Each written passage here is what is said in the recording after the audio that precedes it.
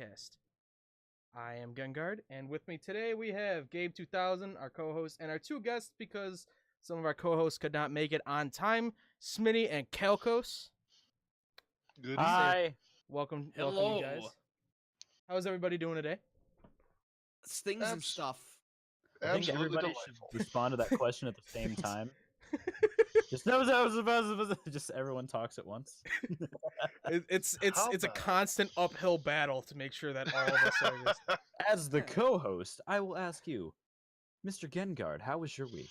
Oh, my week is great. My team just got eliminated from the playoffs, and it is cold as shit. Damn, Yeah, right. that sucks. It's excessively cold here. Well, whatever. I'm just glad after 18 years of not being in the playoffs, we could finally make it to the playoffs. So, I'm cool with that. Who is we? The Buffalo Bills. Oh, Yeah, the Bills. the Bills. The Bills made the playoffs. Damn. And it's like I don't know how into sports you guys are, but like it's one of those things where it's like everyone who isn't a Bills fan is like shitting on us because we got eliminated in the first round. But it's like one of those like doesn't matter had sex moments because it's like I don't care if we got eliminated in the first round, we made it here. So, Yeah. I'm just happy about Yeah, that. exactly. Just Did the ball go? the ball went. Actually, Go the ball, sports ball. Yes. No, Sports ball. I love that when it was like, I just did a sport, and someone said, "Did the ball go?" And it says, "It fucking sure did." oh my god. Oh my god. Oh my god. Oh my god. They killed Oh Kenny. my god. Jesus Christ. All right, Okay. so we have a couple of topics to talk about today. I think I'll just start off with, the real deal Holyfield right here, which is hey, what was that? Was that a follow, or was that not a follow? Was that a host? I think that was. You're welcome. Thank you. I think we'll just start it off with today with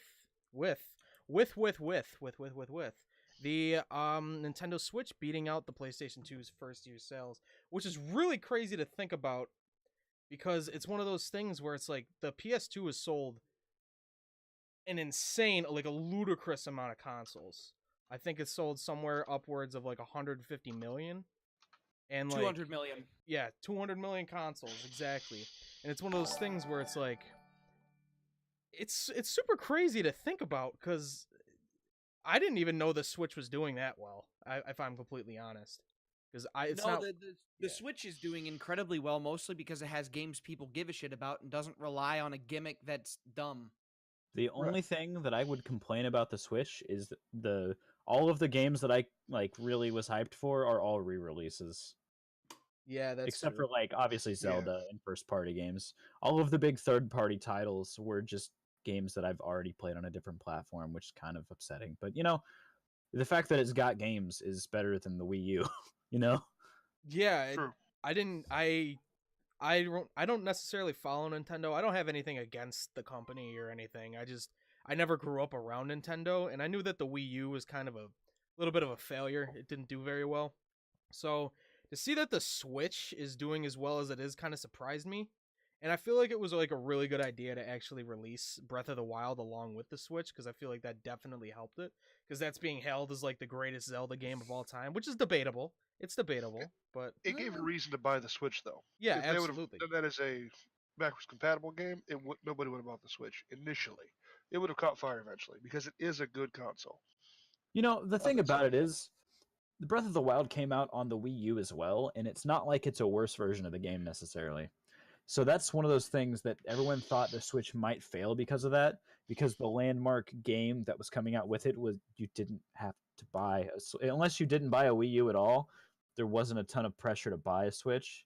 I The think moment that's it came out. think that's the key though, because nobody bought the Wii U. So if you didn't buy a Wii U, unless you wanted to hamper yourself and get a 5-year-old console, you had to buy the Switch in order to get Breath of the Wild. And that was the case that I was in because I didn't have a Wii U. So I bought a Switch so I could play Breath of the Wild. I mean, that works out. I mean, to be fair, I was in that exact same situation. I do not have a Wii U. I never have. And I bought a Switch the day it came out because I went, for the hell of it. I just went to, Best Buy on my lunch break and they had like 4 of them. And I'm like, okay, I'm going to drop about 400 on this.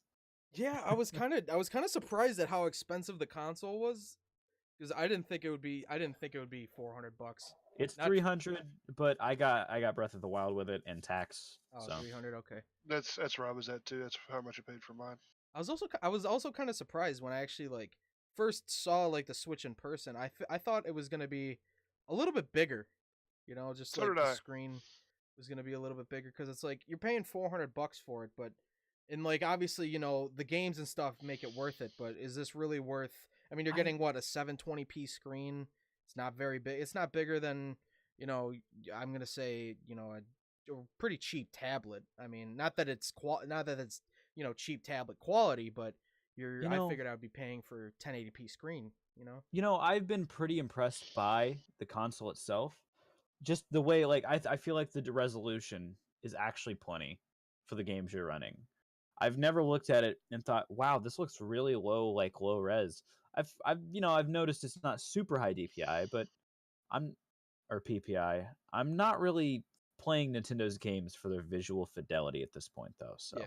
True. I don't think that really has turned anyone off that wasn't already turned off by the last 4 consoles. Yeah. Now that I'm thinking about it, though, I actually think like it kind of makes sense that it's not that big because I mean, I feel like if you had a larger 720p screen, you'd be able to, really see the difference between when you're playing Yeah. it on that and versus on or like a television.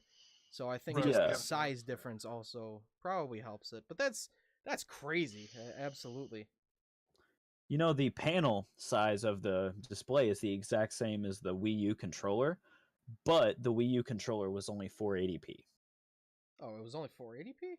Yep. Yeah, it was not high def. That was one of the complaints when the system came out, that the little tablet wasn't high definition. Huh, wow. Mhm. I didn't know But that. if you consider the fact that it was doing damn near input lag free wireless transmission of video Yeah, I mean, you got to give credit where credit's due, absolutely. for the sake of, if you were doing it at 1080p, if you ever looked at Steam in-home streaming, doing it super high quality with no input lag takes so much bandwidth. And to think that that's all being done not through Wi-Fi, not through a router, but through the wireless built into the Wii U. Yeah, that Like, that was actually really impressive I when I think first that's saw it. why it was a 480p screen. That and, cheaper parts. Yeah, I didn't mind it. I actually really liked the feel of the controller aspect of the gamepad and the the Pro controller, whatever it was called. As compared to the Switch, I feel like the Switch's analog sticks are kind of stiff, or they don't really feel like they have that wide of a field of movement. Yeah, and I that's know what I get what you're saying. Yeah, I'm they're with you. basically the sticks from the Vita. Yeah, pretty much, Mhm. exactly. If you didn't like those, you're not gonna like these. I do enjoy that there is a Pro controller. If you have a Vita, you can cry yourself to sleep as many times as you want. You will not get a controller that will work with it Well, that's unless just you because Google Vita controller and buy a Yeah, bootleg one but online. nobody cares because nobody plays the Vita anyways. Oh. When your console is used exclusively for Japanese visual novels and rhythm games, then maybe that's why. And that kind of sucks because it's like I remember when I was, oh god, I was probably 8 or 9 when like the PSP really took off and it had like Metal Gear Solid Portable Ops and stuff on it. And when that came out, and I was like, oh my god, I want this, and I kind of missed that window, so I just didn't even bother. So when the Vita came out, I was like, oh my god, this is my chance. And then I started reading about how there's like no games for it. It's not very, I don't know. It just was not the console or the handheld system that it was made out to be. That kind of I'm sucks. I'm really looking forward to if and when the PSP Vita actually gets cracked in a way that you can actually do stuff with it, because that was the number one draw of getting a PSP at some point, was to use it for emulators and to do stuff like that. But obviously, when it comes to the PS Vita, it has so much more power that you could emulate potentially up to some GameCube games, and that would be really cool, because that's the real draw of something like that, is having actual buttons on a portable device. My phone can emulate N64 games, but it's not an enjoyable experience because I'm playing on a touchscreen. Yeah, exactly. But if I had a PS Vita with sticks, albeit not great sticks, with actual buttons, it would make playing something like that portably worth it. And that's why I'm actually really excited about any kind of backwards compatibility that may be introduced on the Switch. If we ever get something like a GameCube Virtual Console or an N64 Virtual Console that actually like works, I will be incredibly excited for that. Yeah, and going back to the Switch, I don't know if it's just me, but does anyone? I really, really can't stand that little plastic like filler, like controller. I don't know what it's called. Yeah. It's There's so there's so narrow. many desync issues with it too. Like if I'm using it, my controller will desync once every 7 minutes, and I'm stuck getting all of my inputs are dropped for about a second, and then it'll come on again.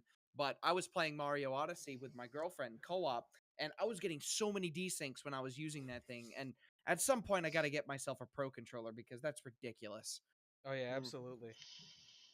Want to hear something interesting? And I didn't put this in the show notes, and I should have, but there's a weird thing going on where Nintendo is partnering with Nvidia because Nvidia technology is in the Switch to release games on the Nvidia Shield TV in China.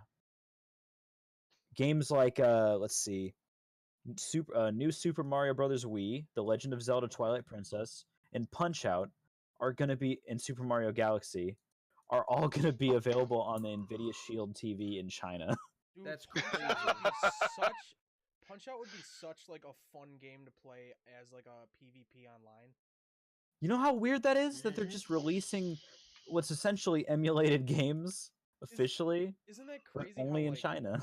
It's crazy how like China like somehow gets the shaft in almost every aspect with everything, but like the bootlegs that they have sometimes are better than the original product that they're trying to emulate. And sometimes the bootlegs are so good that the official product has to become more existent there. Like Nintendo, I guess, was like, well, if they're going to be playing these bootleg games, might as well make them ourselves. Like You know I what I mean?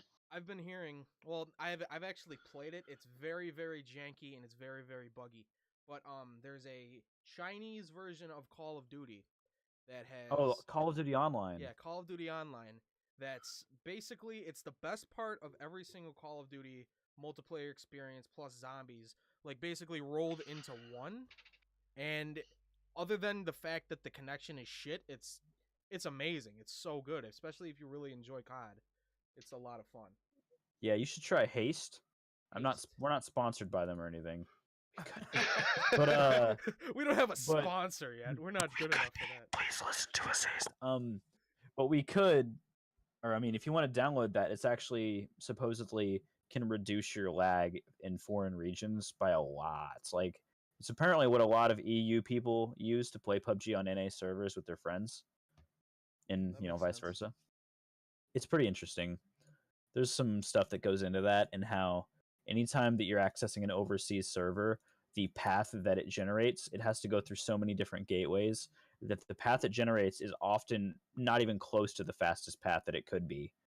So you often need third-party software when going to an overseas server to get the best path. So instead of running with like 150 ping, you can get like 100 ping, which is a ton more playable in an FPS game. Absolutely. Playing COD online at, 400 ping is horrible. It's still doable once you learn how to work around it, but it's absolutely pathetic.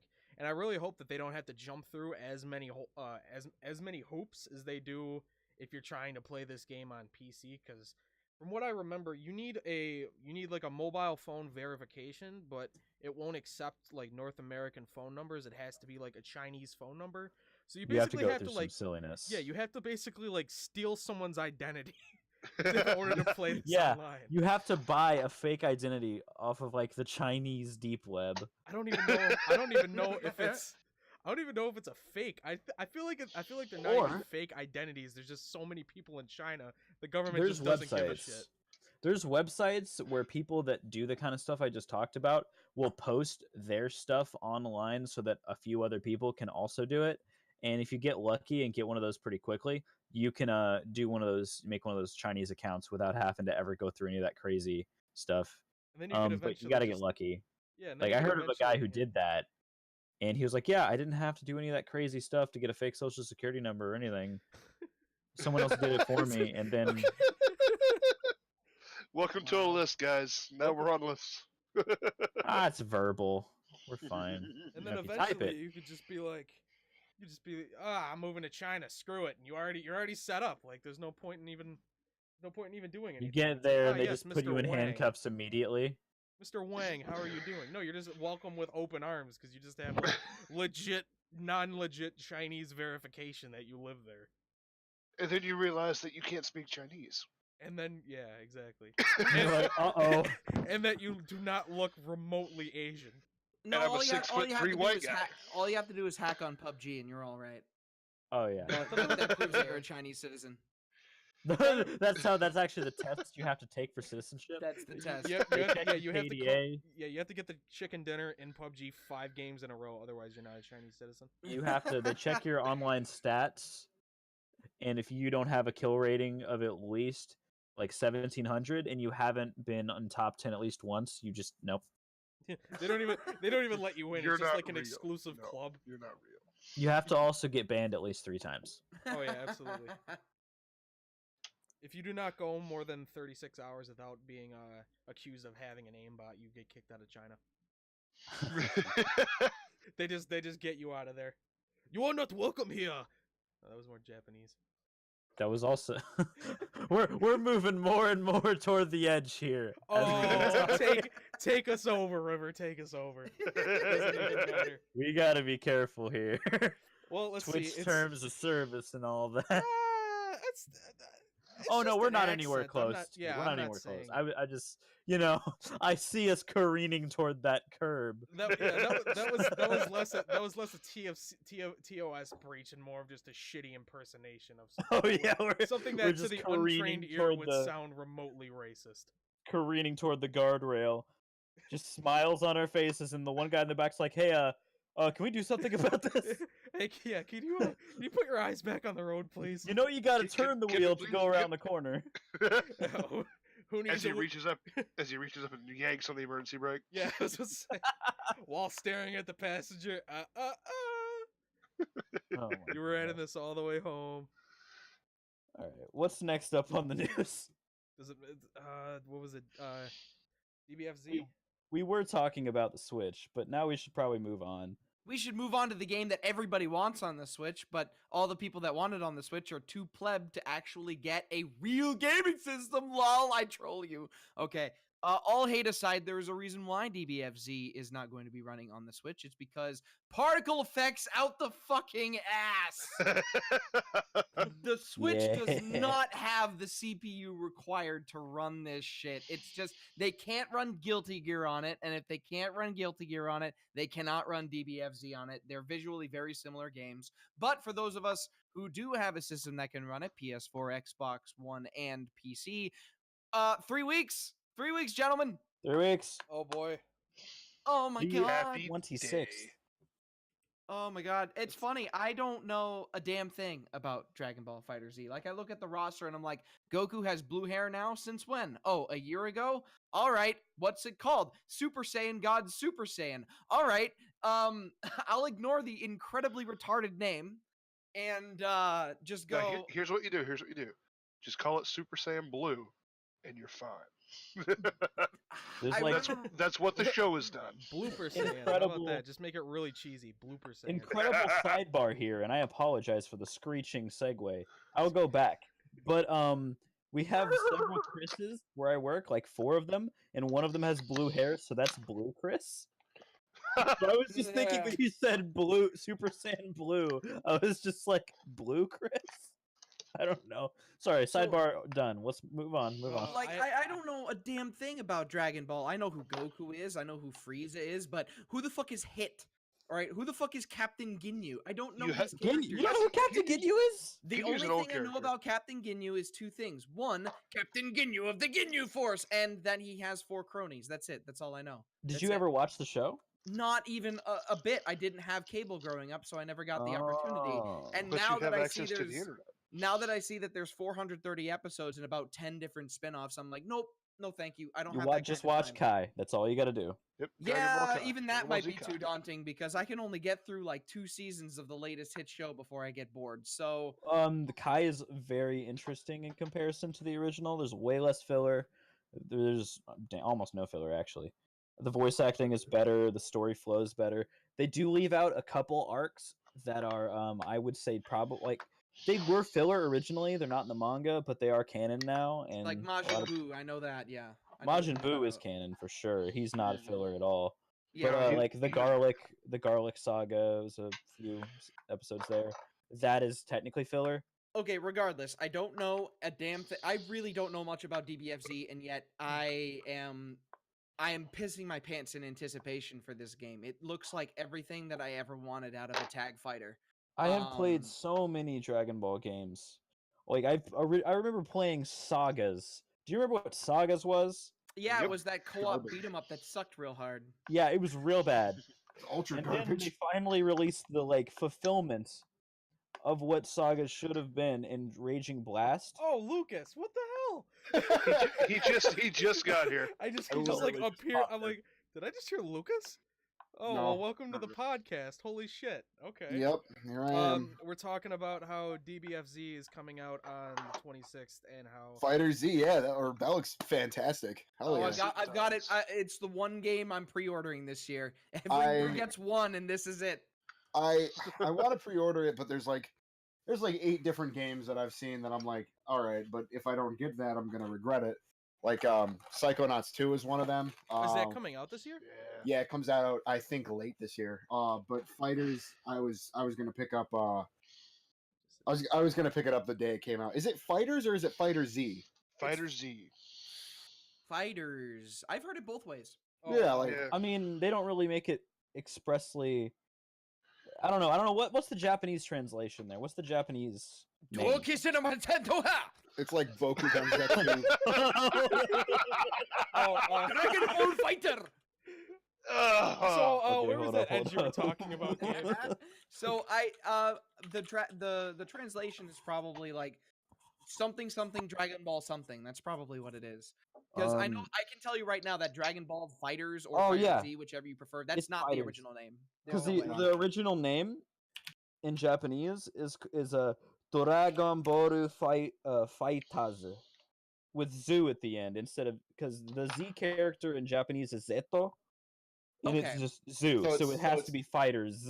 That's probably the way it was intended to be pronounced. But Sure. they threw the Z in there for because in America the marketing is more popular for Z than it is like any other version of. Because I know Dragon Ball wasn't super popular here, but like Dragon Ball Z is what made it all take off. Yeah, yeah. Oh, And then they're it- GT and I The mean granddaddy of modern shonen. Ugh. oh, So I remember seeing a Steam review, like an early Steam curation of Dragon Ball Fighters of this one guy. He was complaining that the cast didn't have at least 120 characters and there wasn't at least 35 stages. And I'm like, you Budokai fan fucks ruined everybody's chance at a DBZ fighting at a true proper Dragon Ball fighting game 15 years ago. You are not doing this shit right now. We I- finally have it. Look, Give you're, us you're telling me that I can't mod it to put my Super Saiyan 12 OC in it and have him be more powerful than all of them and Goku? Well, no, Look, that's not their problem. Their problem is that they want to play as everyone, and when they say everyone, they mean literally Cybermen number 32. Like that's so wait, who the fuck wants to play as Android 19? they Oh. do. They want to be Why? able to play He's as a everyone, which is funny because I'm gonna pick fucking Gogeta SSJ3 and whoop his ass. Why? Because I don't give a fuck. It's not that I don't like Budokai, and I like the community behind it and the mods and whatnot, but it's like Budokai 3, as nice as it is to have like all that ability to Extra pick and content, choose yeah. and extra content, it's too much for a fighting game Yeah. because every character after like 3 characters, you're like, all right, so they're all the same, right? They That's are. just the run.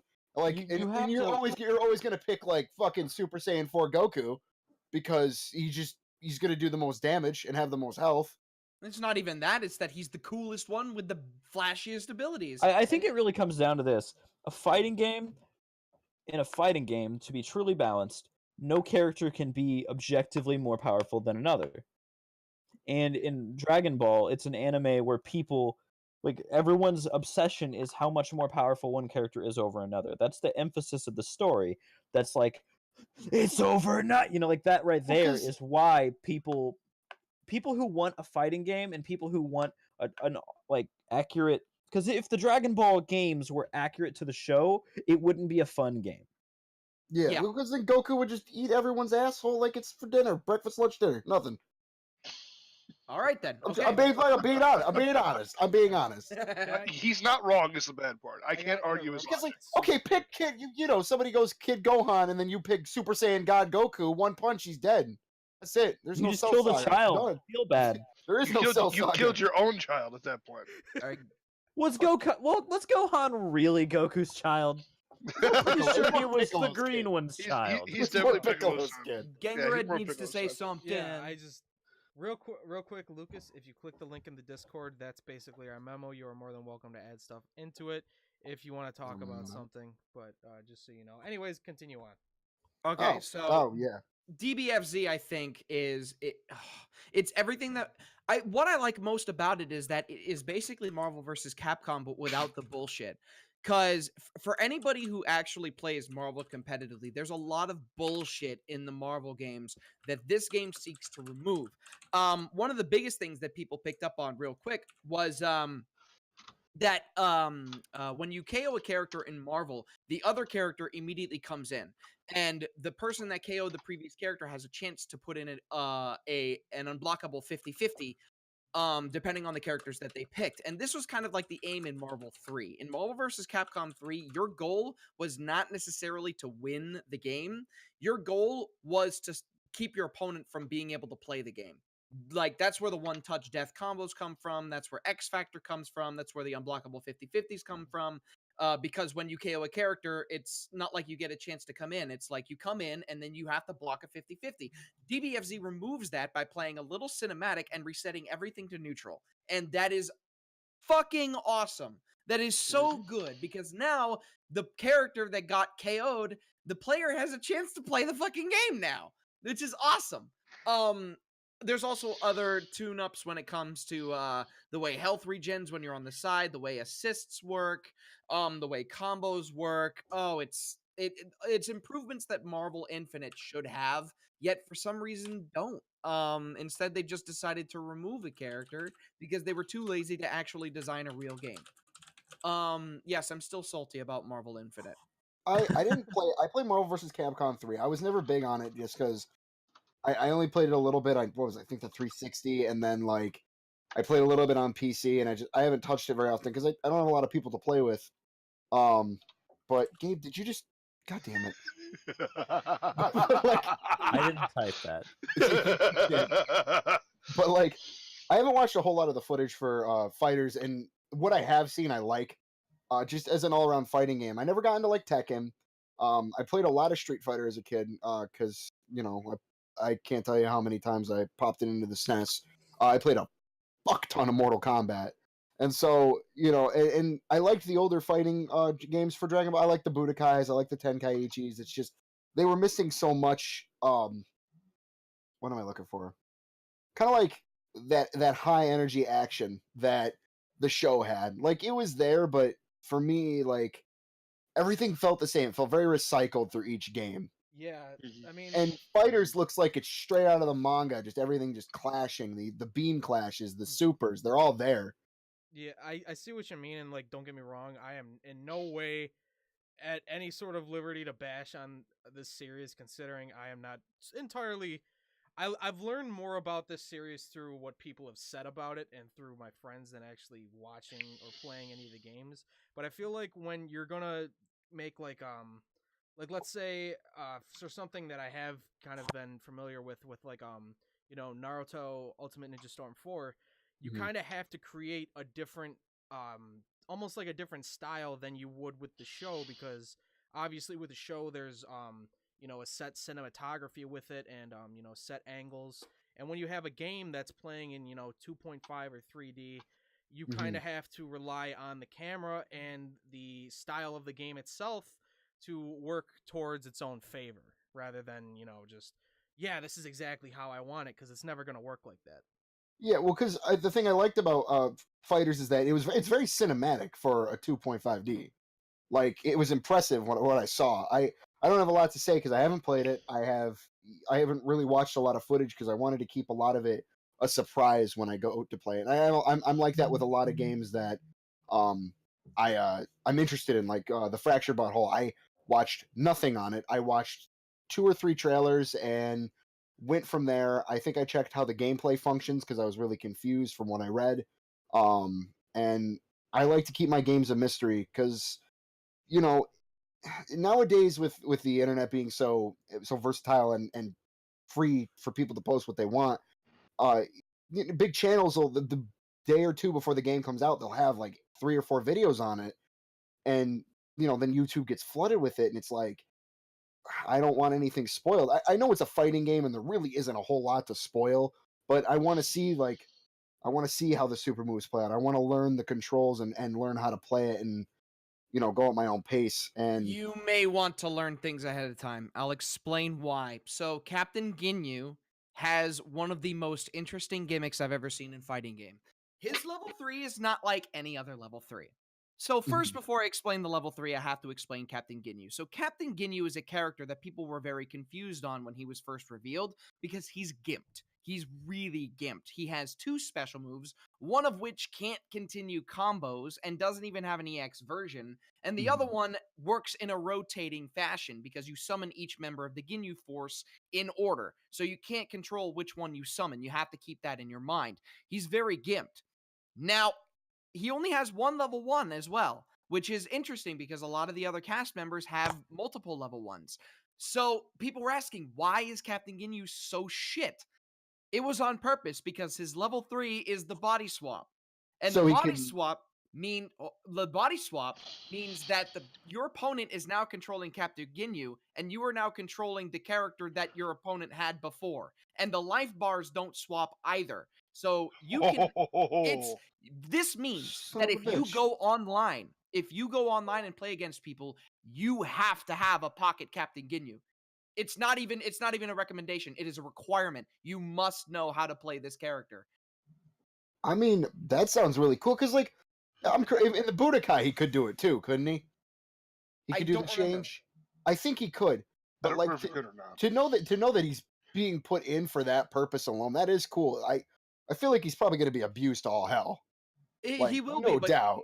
keep in mind, the people that do know how to play Captain Ginyu will be ahead because you'll have the scrubs that go online being like, level 3 Captain Ginyu, I'm gonna nerf you, and it's like, dude, I know this character. Shut up. Yeah, So I think my thing about all games is that even if they are unbalanced, what you do is you play the most broken character that you keep getting beat by, you play them and exploit their brokenness until somebody beats you, and then you'll use how they beat you to beat him in the future. Like, oh, that's how you beat him.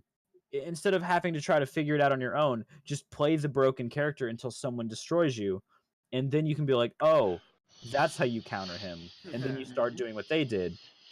the game also had there was also an accident that happened because Bandai Namco was streaming like the game, and the developers were playing, and they did a bad. They did not realize that this was going to happen, but they accidentally summoned Shenron. they summoned Shenron. That nobody knew about this, and this was something that was supposed to be kept under wraps until the game actually released. But in the game, you can within a fight, you can collect all 7 Dragon Balls and summon Shenron. Oh my god, that's so Yes. cool. Did they instantly drop the stream, or what did they do? When it happened, they remove focus from the game and they let the time run out because when you summon Shenron, you get 4 different options of a wish that you can make. And if you run out of time, then you can't make the wish. And so they waited until time dropped and then they kept going. So, I mean, all right, that's not the worst thing. I mean, it is an oopsie for sure, but like, but it's gonna be cool to know what you can do with them.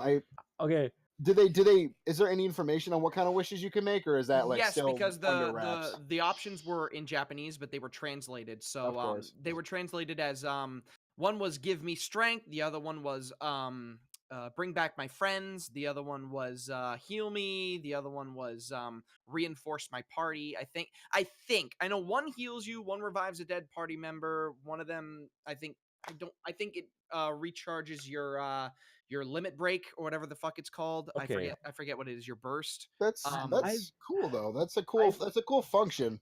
I've seen the show, and I want to know how the fuck do you accidentally collect all 7 Dragon Balls? Oh, all right. So, like, well, think now about that for a moment. okay, you know what? That's actually a fair question. So the way it works is that each Dragon Ball, of course, is numbered 1, 2, 3, 4, 5, 6, 7. Yeah. So if you complete the Dragon Balls are dependent on your combos. So if you do a combo between 1 to 9 hits, you get nothing. But if you do 10 to 19 hits, you get 1 Dragon Ball. If you do 20 to 29 hits, you get the second Dragon Ball, and so on and so forth. So Okay. in order to summon Shenron, both players need to be able to collect all 7 Dragon Balls by doing combos of those specific numbers, which makes things interesting because you will see people drop combos or finish combos early on purpose in order to try to collect the Dragon Balls. The So other it's- thing that you can do is auto combos, because auto combos will give you a random Dragon Ball. I'll be right back in just a second. Hold on one second. All right, I was gonna say, so it really is a risk versus, or not a risk versus reward, but rather rewards you for playing well and being smart. Yes, Mhm. it's Okay, well, just that's another thing good. to watch out for. That's good. I love how there's some kind of metagame going on besides just the tactile, like, hey, I have better reaction time, so I win. You know? yeah, There I, is- And it's not a random, it's not an RNG metagame. It's like an actual strategy that you can employ in the game that you don't like, hey, I may be losing out on, reaction time. I may be worse than this guy at, the fighting game aspect, but I'm smarter than him and I'm going to get all these bonuses because of that. Like, that interests me, that you can still win if you're worse at the combat by just being smarter. And Kind knowing the of. way I the mean, game that's the basis between baits and reads. Like, if you're good at Yeah. baiting and reading, reaction time doesn't matter that much. That's It basic. has Street a role to Fighter play, 2 but yeah, 30 years yeah, ago. yeah. Of course. Now I wanted to ask because it was in the memo. Did we already talk about the PS2 and the Switch? Yep. Yes. Did we? If Okay, you have 'cause anything I to wanted add, you can still I talk did. about I it. did. I wanted to say, like, first of all, like, congrats on Nintendo because they've been. Mhm. That's a big goal to break. Now I wonder, Oh yeah. what do you think's next out of that? Do you think like they're gonna outsell the PS2 with the Switch? They have to outsell that, and then they have to outsell the Wii. Because because the Wii's their highest selling console, isn't it? It's the highest selling Mhm. console ever. Oh, really? Okay, I Yeah. didn't know if that was the PS2. That's kind of crazy to think about, though. That it's because it has been so long. I mean, the PS2's Jesus Christ, how many years old by now? Like what is it? 15. 15? I It mean, has to have been. the Wii was the first console where it had a predecessor that was very successful, at least by the end of its life cycle, and Yeah. it was some weird new mold breaking thing that had never been seen before. And this was before we were all like whipped and were so horrified by change. This is back when the console business was so new and crazy. And oh my god, these things that they're doing are amazing. And we didn't have this logical, like, okay, this is probably not going to be as good as we think it is view that we do now. Now we're all super cynical about announcements, but now Mhm. back then it was just like, oh my god, it's a remote? What? It has motion control? What? And we were just so Yeah. supportive of it that everyone went out and bought one for their kids. And then we're all like, wait, this is just a GameCube with worse controls. Yeah. I really, honestly, I use my Wii as a GameCube more than I use it as a Wii. Just because. Keep in mind, though, that software sales were very anemic for the Wii, not just because there wasn't a lot of games on it, like post 2008. It's just because a lot of people bought it to play Wii Sports. That was it. That's Yeah. all. That's all they needed. Mhm. As a matter of fact, I remember when I bought the Wii and I was talking about like games that were coming out. I remember the fucking cool kids in high school were like, "Can we play Wii Sports?" That's all they knew. That was their it. their biggest mistake was not putting 1-2 Switch as a pack in. Yes. Okay, I 100% agree. When I first bought my Switch, I bought Zelda with it because I needed something, because I knew damn well that the console don't come with anything. And I know that the neither does the PS4 or the Xbox One unless you buy bundles. But the thing is that they're a PS4, I think, refurbished, or refurbished is $250 and a brand new one's, I think, $300. I might be wrong about that. But still, if you buy a refurbished one for $250, if you're going to spend the full $300, you could still get a game. Or I think even GameStop will do like deals, like buy brand new PS4, get game like Yeah. 30%. It's something Plus- something that eases the price. Yeah, plus like the PS4 and like the Xbox and stuff have been out long enough to the point where it's like you can afford 2 or 3 games and still, if you buy the Like, Xbox for 200 and you have like a $300 budget, you have enough money to buy 3 or 4 games and have it be fine. and the thing is with the Switch is that the games are still very, very, very, or bleh, they're still relatively new. Like, the two games that most people will be interested in is Odyssey and Breath of the Wild, and I can agree that Breath of the Wild is hours of content. I've logged 30 hours into it when I first owned it, and I barely scraped the surface. Now there's 2 DLC packs to it, and I've been looking to get them again. Odyssey, I beat the main story, but there's still so much post game content into it, and I think with the Switch or Nintendo games in general, they've always been really good with having a lot of post content in their games, and that it excites me because it's about time we got some first first party bleh. Oh my god, first party games from Nintendo that aren't like the same shit, because I love 3D World on the Wii U, but we've seen it before, we've played it before, we've been playing that style of Mario since the Wii, you know. Yeah, I do agree though with the 1-2 switch thing. That is nothing more than like a glorified tech demo in my opinion. I'm not saying it's bad, but it's absolutely It should not have nothing. been a $60 addition to the game. No, Be- Because absolutely. if at I had most 20 paid to 30. $60 along with the Switch's cost for that game and played it for 15 minutes and gotten bored, I would have been so upset. That's why most Mhm. people bought Zelda with it, because yeah, it was an extra 60 to potentially $120 investment, But you can put 500 hours into that game if you're committed. easy. That's the thing. I mean, you really gotta love Zelda to put that much time into it and not rush through it. But like, even then, the world is it's so huge, it's so expansive that like, I can't imagine somebody not putting at minimum 30 plus hours into it. With all the praise that Breath of the Wild gets, and I can agree, I could see how it's such a great game. I really, really do not I both enjoy the graphics and I hate the graphics of it. I think They're the models weird. and everything look nice, but everything is so like it's not Different. vibrant enough to be nice. I don't know how to I describe it. feel like everything looks every kinda single washed out. screen cap of that game looks like a gorgeous watercolor painting. Oh Yeah, no, it exactly. absolutely looks great, but I mean like when you're talking about like I don't know, the greens should be a little bit more green, it looks like everything's Yeah, That's covered in just like the a mountain of screen. mud. Are you playing it on a docked? Are you playing it docked? Or are you playing it? Well, I only played it on like a monitor. you Because okay, there is a so setting in the Switch settings where you can swap between 8-bit color and full 12-bit color. And if you didn't turn that on, it's going to look whitewashed. I Okay. might have. Alright. Okay, because I remember when I first got the Switch, I played it at your house, Aaron. That's where we played it. We streamed it for, I think, a solid hour. Yeah, it was. I think like hands down, and it did look a little washed out. And I fiddled with the Switch, my new one at least, because I had originally sold mine because it just wasn't getting any playtime. I got a new one now, because of it has a much more expansive library. Granted, not a huge one, but enough um that I'm intrigued to buy a lot of games. Like I bought Sonic Mania, Binding of Isaac, Puyo Puyo, and Tetris. Which, as simplistic as it is as a game, it's still fun, especially with friends. And that's one of the things I like about the Switch is that I think hands down it is one of the best party consoles out there.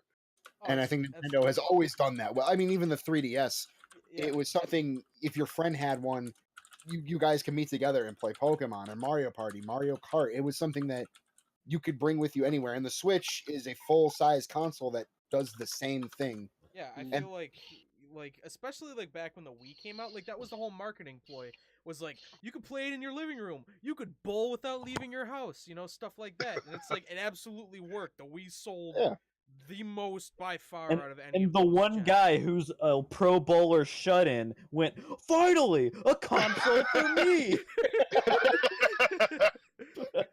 but like, Finally, a game system for children with no necks! until you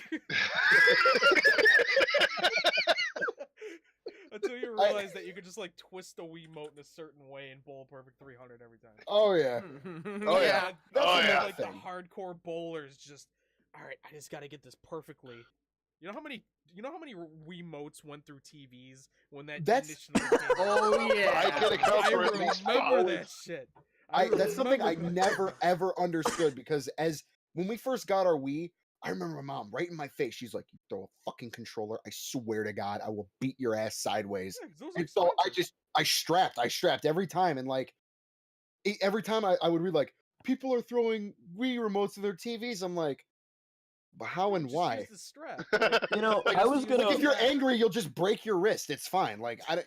Yeah, like What you were happens like- every time you get in your car? You buckle your seatbelt. It's the same principle. Exactly. When I was- It actually takes less time to put the strap on than to. You put know, the Aaron. Strap on, you say? You know, Aaron. It's not a condom. Gengar, sorry. It is- Oh my god. God damn it, The Smitty. strap isn't a condom. It's This is a good, wholesome Christian podcast. I was gonna say the strap's not a condom. It's not gonna ruin the mood. Be safe. Exactly. Be safe. Okay. So let's move on here real quick. And I have a thing. Aaron or Gengard, when you were talking about Breath of the Wild, I couldn't find this at the time, and I'm upset that I couldn't. But I was going to quote the Doom 2 end screen and say, "Thank you for purchasing Zelda. We hope you have as much fun playing it as we had making it. If you don't, then something is really wrong with you, and you're different and strange. All of your friends think Zelda is great." Wow. Wait, was that That's really the the end ending screen for Doom, but 2? with I- Zelda instead of Doom. Oh I my will God. say with Breath of the Wild though, I understand why I got a perfect 10 in like most places, but I do have a good plethora of issues I've had with it. Oh yeah. And I It's think not the perfect. my biggest one is that playing it in long periods of time it's not doable What the because- shit, guys? because it's so because what, Aaron? What? no, no, in the docs. Just look in the docs. But keep going. I was gonna say find my dad.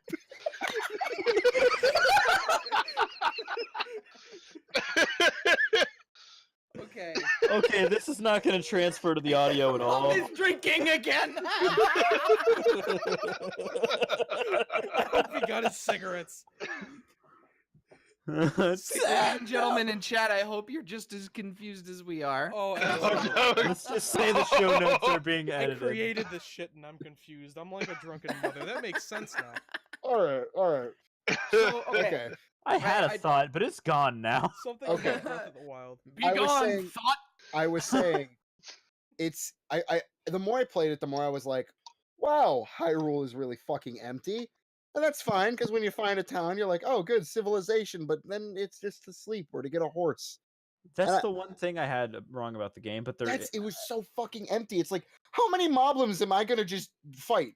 Because I'm kind of tired of them. I feel like there's a Like, lot of they're- cool stuff in that world if you go looking for it, but Exactly, but otherwise you're just gonna run into a bunch of little autistic squealing elves, okay? And I can't hit them with a stick that many times and be satisfied. you The know, first time, yes. I feel like the IGN reviewer, whoever was playing it, and he had like a rough draft of his review written while he was playing it, and he was like, all right, this is probably a 9 or an 8, and then he got to the point where he got to the Gerudo village and he saw Link in the outfit and was just like, perfect 10. Exactly. Oh my god, yeah, that was Tumblr bait if I've ever seen it. Literally 10 out of 10 IGN. He's like, I'm gay now, 10 out of 10.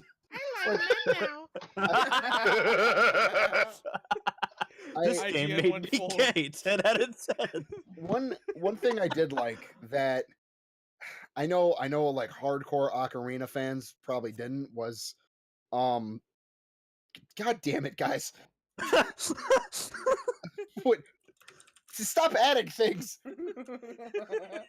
One thing I liked a lot more than I do in Ocarina of Time is how you get the Master Sword. How it's based on your quote unquote strength.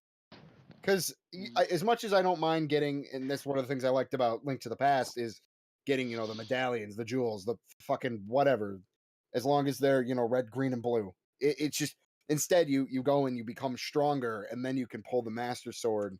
And then technically from there on out, or at any point, he is stored in the balls. Do you know God do it? damn Ah, Okay. This is not going to transfer to the audio. We should At probably all. At we should all. probably use actual words to describe what we're laughing at, or we can keep going down the path Lucas was on. I was saying, um, again, I like that concept of getting the Master Sword, and then from there on out, the game, the trials that you have to complete and fighting Ganon become easier. But why wouldn't you want to just fight Ganon with a bunch of sticks? Like, have people done that yet? I haven't looked into it, but I feel like I'm people have done sure that yet. someone has tried. Yeah, because you could fight Ganon at like the very beginning of the game. Yeah. Before I even got the Master Sword, I got the Hylian Shield because of how good it was. Mhm. And I just like that concept that you could literally do anything in that game right from the get-go. Like, you could just have nothing on except that really cool Nintendo Switch shirt because you paid that $20 and you go fight Ganon. Thank you, Gabe. You're welcome. This is a Guitar Hero. Yeah, exactly. But I think the best thing about finding the Master Sword in that game is, first of all, I was lucky enough to not have anything about it spoiled for me. yeah, But the fact that the game doesn't lead you there, and you can beat the game without ever finding it, and you just have to like think about it and look at the map and figure out where you need to go, and then from there you have to use only the land around you to figure out how to get there. And it's one of those super satisfying moments when you finally get to the center of the area that you need to get to that sword. The moment you get there, it's just like, wow, yo, there it is. I'm a genius. I just figured this out without any text on screen whatsoever, you know? I do have one problem with that the whole spiel. So the Great Deku Tree's like, oh, so you've awakened, that's good. And then you go to pull the sword and you're too weak, and he's like, all right, stop. You're gonna die, don't do that. And then Wait a damn it. minute. And then he's like, if you do it again, I'm not gonna help you. And I was like, bet. So I pulled the sword and I died, and he just stood there. So let's just say that's how the game ends. Like, that's, you gotta start fresh from the beginning, right? The Great Deku Tree just let the hero who could have saved all of Hyrule, stop Ganon, die in front of him. He wasn't like, knock it off. You fucking doing? Can we talk about that? The why tree was was like, that listen, okay? if you're that retarded, you're not gonna save Hyrule anyway. I just told you not Ganon will to just tell you to kill yourself, and you'll probably go, that sounds like a good idea. He's like, Link, stop it. How dare you. Okay. No. God. Oh, all right. So let's change topics before Yeah. this Let's. gets all too. Yeah, So I what do have to go soon. So if I may skip, can I at least answer the question, what games are we playing right now? Oh, of course. Yeah. Okay. So a couple things. Let me look at my library and see the recent games that I've been playing. Yay! Okay, so I've been playing a game called Neon Chrome and Fury. Now, because of these games, I'm now a synthwave addict. That's how it happens. Now, Neon Chrome is fine. It's a twin stick shooter roguelike, like we haven't seen a million of these things already. But Fury. Okay, it's spelled Furi, and it is one of the greatest games I've played this decade. You can probably find it on Steam for like $15, but it is goddamn amazing. Hard as balls, but it's fucking awesome. Just okay, that's all I'm going to explain. You guys should just buy it and play it and figure it out for yourself. The other game I've been playing is Soul Calibur 2 because I recently figured out how to get netplay working on Dolphin properly. So I've been playing some Soul Calibur 2 online with my friends. And it works actually. It's perfectly playable, which is amazing. So Oh, this looks aesthetic as shit. Nice. oh yeah, dude, it is so aesthetic as shit. It has one of the best soundtracks I've ever heard in my life as well. Like halfway through the game, I was like, I'm buying it. Yeah, But it's hard. Just know that it is very, very, very hard. Just know that. I was one of those people for the longest times that would never turn off the music in a game, but I don't know what happened. Eventually, I became the person that would almost always mute the game's music and listen to my own unless it was like a hardcore story game. Mm-hmm. Don't mute the So, music. Don't do it. I missed out on a lot of good things because of it, because apparently Rocket League has an amazing soundtrack, It does have a great soundtrack. but I've never heard it because the moment I got that game, I muted the volume and I just played my own music. I To mean, look through all my recently played on Steam. Give me a second. I also need to play Okami HD, but I need to wait for my girlfriend Ooh. for that because my I girlfriend. need to do it's that. So good. because I've never played the original Okami.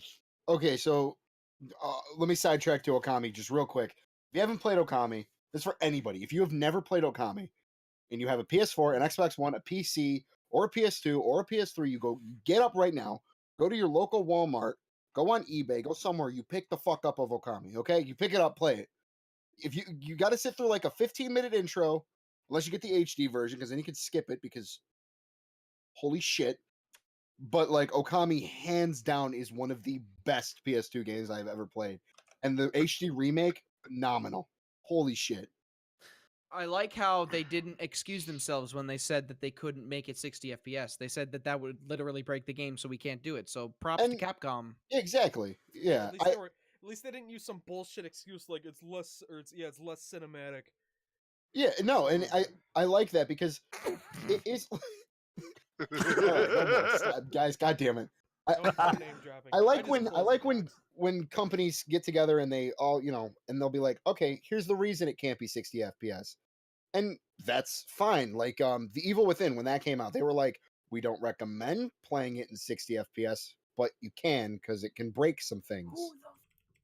So Like Dark Souls 1, for example, yeah, is a good you know. example of you can make it 60, but don't slide down ladders or you'll die.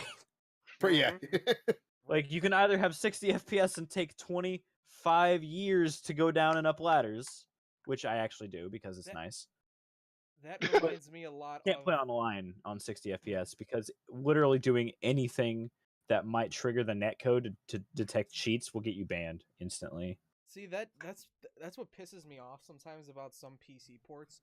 Like the PC port for San Andreas has a bug where if you play it with the frame cap off, you swim at like 1 atom an hour. But if you turn it off, the game plays fine, which sucks because it's a lot better to obviously play that game at 60 FPS. But when there's specific missions in that game that you have to swim or something like that, or you have to get your lung capacity up or get to a certain point in the water at a at a specific time, it's not going to happen if you have the frame rate unlocked. one of the that's horrendous. We need to stop shit posting. All right. Talking That shit. reminds me, Aaron. I don't know if you know this, Aaron. So, San Andreas for the PC, this is why it's so fucked. So, it was a port of the PS2 game, Yeah. ported to the 360, ported to mobile, reported to PC. Well, Oh my god. that really So, that is why it is so buggy. It's so messy. And there's actually, I'll show you another time when we're together or we're hanging out. There's actually an entire fix that brings it back to its No, original PC yeah. counterpart. No, I agree with you, and I know what you're talking about because there's the brand new Steam version that the most recent release, I don't want to say brand new, is both. It's kind of weird because it's both the most stable version that has come out for that game, but it's also the worst because the thing that Steam did and the way that they updated it, because it is basically a port of the mobile, which is fine. Mhm. It still plays fine, but it's a port of the mobile, so you're not actually able to mod it at all. So what you'd have to do is you'd have to patch it. You'd have to downgrade it back to, I think it's like 1.1, which is the absolute base game that it comes with, and then you Yeah. can do whatever the hell you want to it. Yeah. So let's go back to what we're playing right now because Yeah. we have this awful thing of getting sidetracked. Apparently, We do. And first off, I do have to say goodbye. It was very nice talking to you guys, but Oh, I gotta get yeah. I gotta drive down to fucking Boston to pick up my girlfriend. Oh, So geez. yes. Damn. Thank you Well, for coming yeah, at such short absolutely. notice and being on here, man. Yeah. Yeah, that was. Hey, awesome. you're I welcome. really appreciate it. Drive It's not safe, like man. it's not like I'm late or anything. It takes an hour and a half to get to Boston, and she is landing in 2 hours, so I have an half an hour of time. but you gotta Alright. get ready. Yeah, I and gotta go fast. I gotta All go right. fast.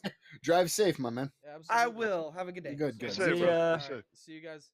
All right, so for what I've been playing lately, I've been playing a lot of Xenoverse 2 again because I picked it up during the Steam sale. And God, I love the Xenoverse games. Not 1 as much as I do 2. I think 2 handles everything so much better. Two was done so much better. It was. If anybody ever wants to play any of the Dragon Ball Xenoverse, play 2. They're pretty much the same story. except this time they used movie characters instead of just Mira and was it Toa? I don't fucking care enough. Yeah, it was Toa. I don't care enough because they're just they're all right. They're sidebars. I understand. Yeah, exactly. I can agree to that because I've played Xeno. I've played a little bit of 1 and I played a little bit of 2, and I noticed that I don't know if it was maybe just me getting better at the game as a whole, but I noticed that 2 controls better and it feels. No, it is a just lot it is 2. smoother. It is 2. 2 is just hands down. It's a lot less stiff. 1 is very it's stiff. Everything you do feels very automatic and robotic. So I mean, what can you do though? And then for the other game that I've been playing is A Link to the Past because I recently picked up a SNES Classic. Yes. I was Nice. so happy to pick one of those up. They're super, super nice. If you can find one, pick it up. It is worth the $86, hands down. $86? I thought it was Only more. $86. It comes with 2 controllers and 21 games. And if 21 of the best Super Nintendo games isn't enough for you, you Right. can mod it and have every SNES game in your library. But at that point, you don't need it. Yeah, you can just I- emulate. I'm a little upset it doesn't come with Chrono Trigger. Oh, Mm. it doesn't. No, it Chrono doesn't. Trigger has one of the best SNES soundtracks of all. Chrono Trigger is hands down my favorite RPG on the Super Nintendo. I want to play Earthbound on that though. 'cause I've Earthbound, seen- I am so excited to start. But I've been playing a lot of Link to the Past, and for anybody who doesn't know me, that's my favorite Zelda game. And I'm gonna get crucified for saying this out loud. I don't like Ocarina of Time. I never have. See, I I don't won't think I ever crucify you, but I'll kill you slowly. It won't Perfect. be through That is crucifixion. strange. I'll go into that in a second, but I love Link to the Past. It handles control well. It's beautiful. Hyrule is beautiful. Lorule is beautiful. It's dark. It's eerie. The soundtrack is great. Everything about Link to the Past as a whole is the reason I love Zelda, and it's one of the reasons I like Breath of the Wild. Is okay. Here you are. Here's your task. Go do it. Do it in whatever order you want. You're not restricted to do this and do that. And that's something I have always loved about Link to the Past. And as for Ocarina of Time, as to why I don't like it, one, it's the first 3D Zelda game. So, and I'm not saying that's a bad thing. That means that there's room for improvement. However, as a whole, it's just missing so much. I get why people praise it as the mother of all Zelda games, the best Zelda to exist. I get it. It's just But eh. do you really think that it's deserving of the title of, the highest rated game of all time? Not even close. For its time when for it its came time, out. maybe- sure. Oh my maybe, god, yeah, yeah. maybe Yeah. even on the N64, but for all time, like No. like for starters, I mean, call me what you will. I think that like a game like Grand Theft Auto 5, which has a hell of a lot more to do in it, even though I don't think that game is worth the greatest game of all time, I feel like that would be more deserving of the title than Yeah. But that's And- just me. You just And have another to thing- you have to wonder, like, it depends. That title is pretty relative and hard to it's going to be different for everybody. And Mhm. ultimately, some people like to consider the context of when it came out, some people don't. Just depends on your preference. Like, I think if it still plays like a good game, it's still a good game. And if it doesn't hold up well, maybe it wasn't that good of a game to begin with and you just liked it because nothing else good was out. To me, it doesn't hold up well. It hasn't aged well at all. Most N64 games haven't. And people can get as mad at me as they want. It's just I look at the N64 as a whole, and while it was a revolutionary console, the Dreamcast and the PlayStation way outshined the N64 Absolutely. and I love Nintendo. I've been playing Nintendo since I could shit my britches, But, like, even I can sit down and go, as a whole, I would rather play PlayStation or Dreamcast. Absolutely. Truthfully, it's just the controller's clunky. The games, while good, some of them are just missing certain things that I really, really like, and that's just me. Yeah, no, I see what you're coming from. Like, especially for me, I have never been very affluent with the N64 controller as a whole because I always found it to be a very awkward controller. it's a clunky, it's a weird ass controller. It absolutely is. So it's like if you handed me a copy of Ocarina and told me, "Here, go nuts," I'd probably have a problem with it because it's one of those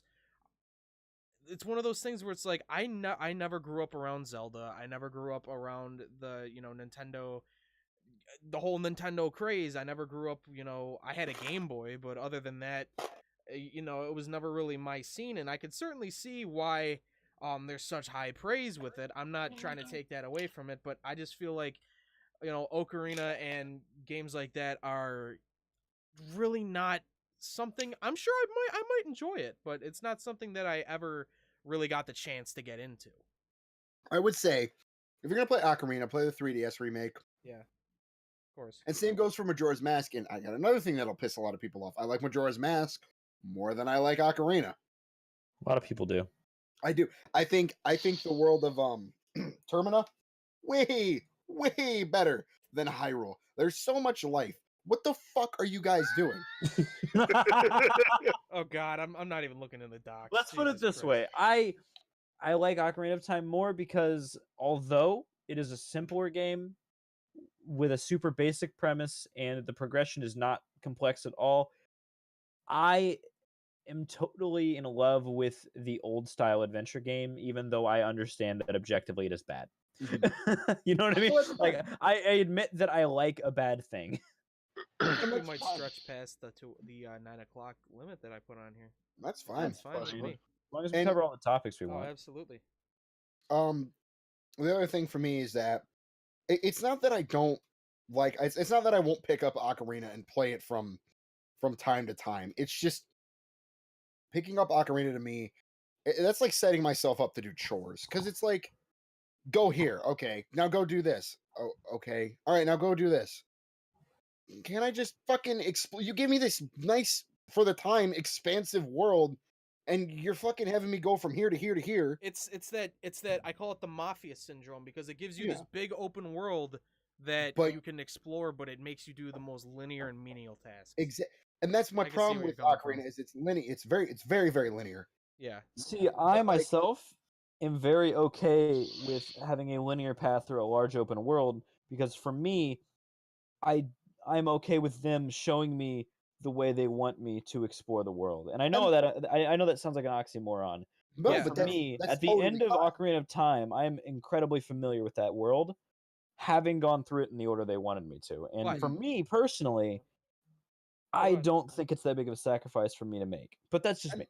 Yeah, and that's again, it's very it's a preference for me. I like exploring worlds, and freely explore, which is why I like Breath of the Wild so much because it's like, all right, go nuts, and I'm like, all right, I guess I'll go nuts. But okay, so getting back to what Gabe was saying, Mhm. it's in my opinion, it's okay if you have. It's one of those things where it's like if you have a linear story with an open world, that's fine. But my main problem with that sort of premise is if after you're done with the main story and everything, if there's nothing else to do in the world, what's the point of not having it just be a completely linear game? Like, Yeah, like if the only thing to do in that giant vast open world that they've created is just the main story missions and like there's not, let's say, collectibles or side quests or anything. Like imagine if Skyrim there was nothing, absolutely nothing to do outside of the very main quests or Fallout or Skyrim. whatever. awful. Yeah, exactly. And it's just like that's my main gripe with those styles of games. I'm not discrediting the game as being bad.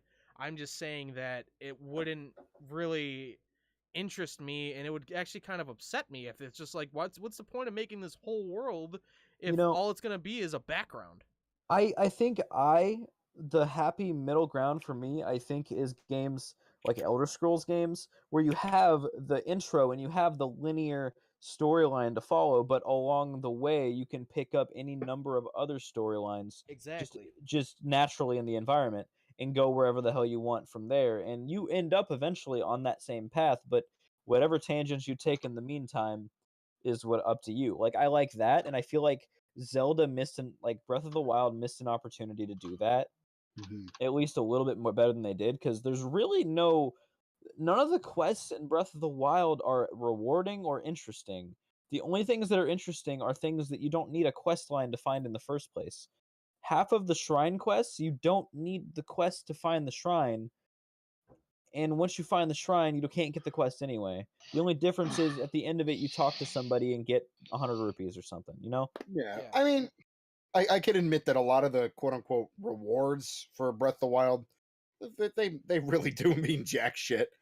Like, I But spend more rupees killing this thing than you're giving me in response, you know? exactly. It's just not But worth taking the quests. I just want to go do the stuff without the quests because it's not rewarding and it's not worth it. yeah, Oh shit. let's move from Zelda. Yeah. All right, so Let's move away from Zelda. I did want to talk about something with you guys, and I know it's an older topic, but it's just it irritates me because a lot of the times people talk about it, it's just instant bashing, but nobody talks about things that are good about it. you're Sonic Forces. Oh, okay, thank God. I thought no, I straight up like okay, before you got on, Lucas, we were talking about because I was like, God, I do not want to discuss this now, by the way, because it's completely in the past and we're way too late on anyways. But I was like, God, it's a shame that I didn't start this up a week ago because I could have touched on the whole the Logan Paul situation, and Oh, like the whole time I was like, oh no, we've come full circle. yeah, because I was like, Logan Paul is racist. Fucking Nintendo Switch is great. Yada yada. Like, whatever. That's what I was like recommending Aaron to talk about. But no, I want to talk about Sonic Forces because there are things about it that could have been done differently, and I think that we all can hands down agree that Generations was better.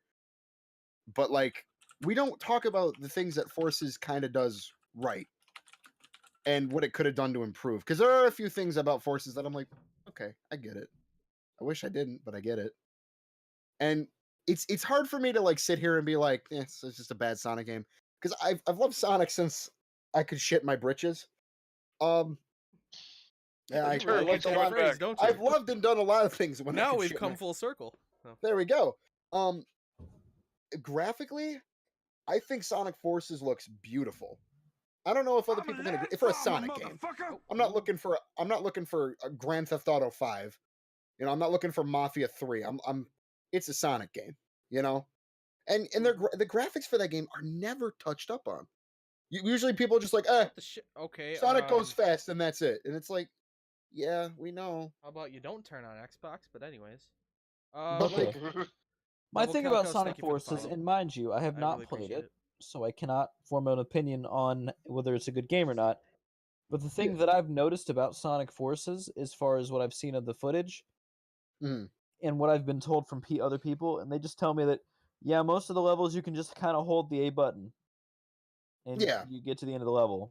And that's another thing that I wanted to talk about that because we're not going to see another Sonic game for a while, and we all know that, and that's fine. But if say in the future we wanted another Sonic game, do we still want the Unleashed formula, the Boost formula, or I don't. like what would we want to see? I want to see. I would a wanna return see a- to 2D Sonic. 2.5D Sonic would be great. You see, I would want like a 2D Sonic, of course. Mhm. Well, you said 2.5D, that works too. But I would also want to see. Okay, imagine a Sonic Generations style game, gameplay wise, except for the 3D was completely redone. Like a 3D system that they haven't done yet is probably the one that's best Mhm. because the Sonic Adventure formula is too clunky and doesn't really benefit from speed. It's hard to script it without making it feel too linear, and you can't make someone feel like they have control and have them not fall off an edge immediately, In Yeah. the Unleashed kind of formula, it just feels too like you're on one of It's 3 been done. lanes, swap to the proper one. Like it just feels like that. It's been done for how many games we got? Unleashed, Colors, Generations, Forces, and if you want to get technical, the Rush games because they followed the Boost formula. So that's about If 6 you games already. if you want to look at successful 3D Sonic games, we need to start simple and we need to start old. Sonic Heroes Yeah, is I a was about to good say. I like ass Sonic 3D Heroes. I was Sonic gonna game. say when It- he brought that up, I was gonna be like, "Hey, Lucas, you know what's better than than that?" I was gonna be Sonic Heroes. Sonic Heroes is good. Son- has yeah. a very unique movement system in that there is a speed mode, a power mode, and a flying mode. Although a couple of them feel like they're not fully fleshed out, there's the germ of an interesting idea there. Yeah, I agree. You I know, agree. there's the like there. What I'm saying is that Sonic does not have to be what it's been, and they can make a good 3D Sonic game, but they have to for one, they have to abandon all of the ideas that don't work. They have to let go of them and say, okay, let's abandon all these things that don't work. Two, they have to come up with original ideas. They have to come up with some kind of new thing to add to the game that's not been done before. And three, they just have to be willing to actually try. Like they have to have the balls to try it because They- right now they don't. Exactly. They can't rush the production of this because from what I see, I actually the the premise, the game is terrible, but the premise of Sonic 06 where you're going from where you're going through these 3D environments, got to go They- fast. Yeah. It's those are the only parts of the game that I feel are actually decent, and I feel like it could be done so well if you make it if you just make it better, if they put the time into it, because I like the premise. Because here's the thing, the story is god awful, and that can never be fixed. Yeah. They are working on fixing a lot of the physics for a PC re-release, and I'm excited for that because Sonic 06 to this day has been a guilty pleasure of mine. I don't like the game. I think it's a terrible game, and I think it should have never seen the light of day. Is it one of those things where However, it's like it's so bad that it's good? it's good. Yeah, exactly. It's like I love just the frustration of Just holy fucking shit, Knuckles, why are you on a wall? It's like- it's like, so where- shit that you have to enjoy it to some Like, yeah. extent, like an early access game. You exactly. gotta look deep inside yourself and ask, what am I willing to put up with today? Exactly. This. It's like, and it's like, don't get me wrong. There are some great things about Sonic 06.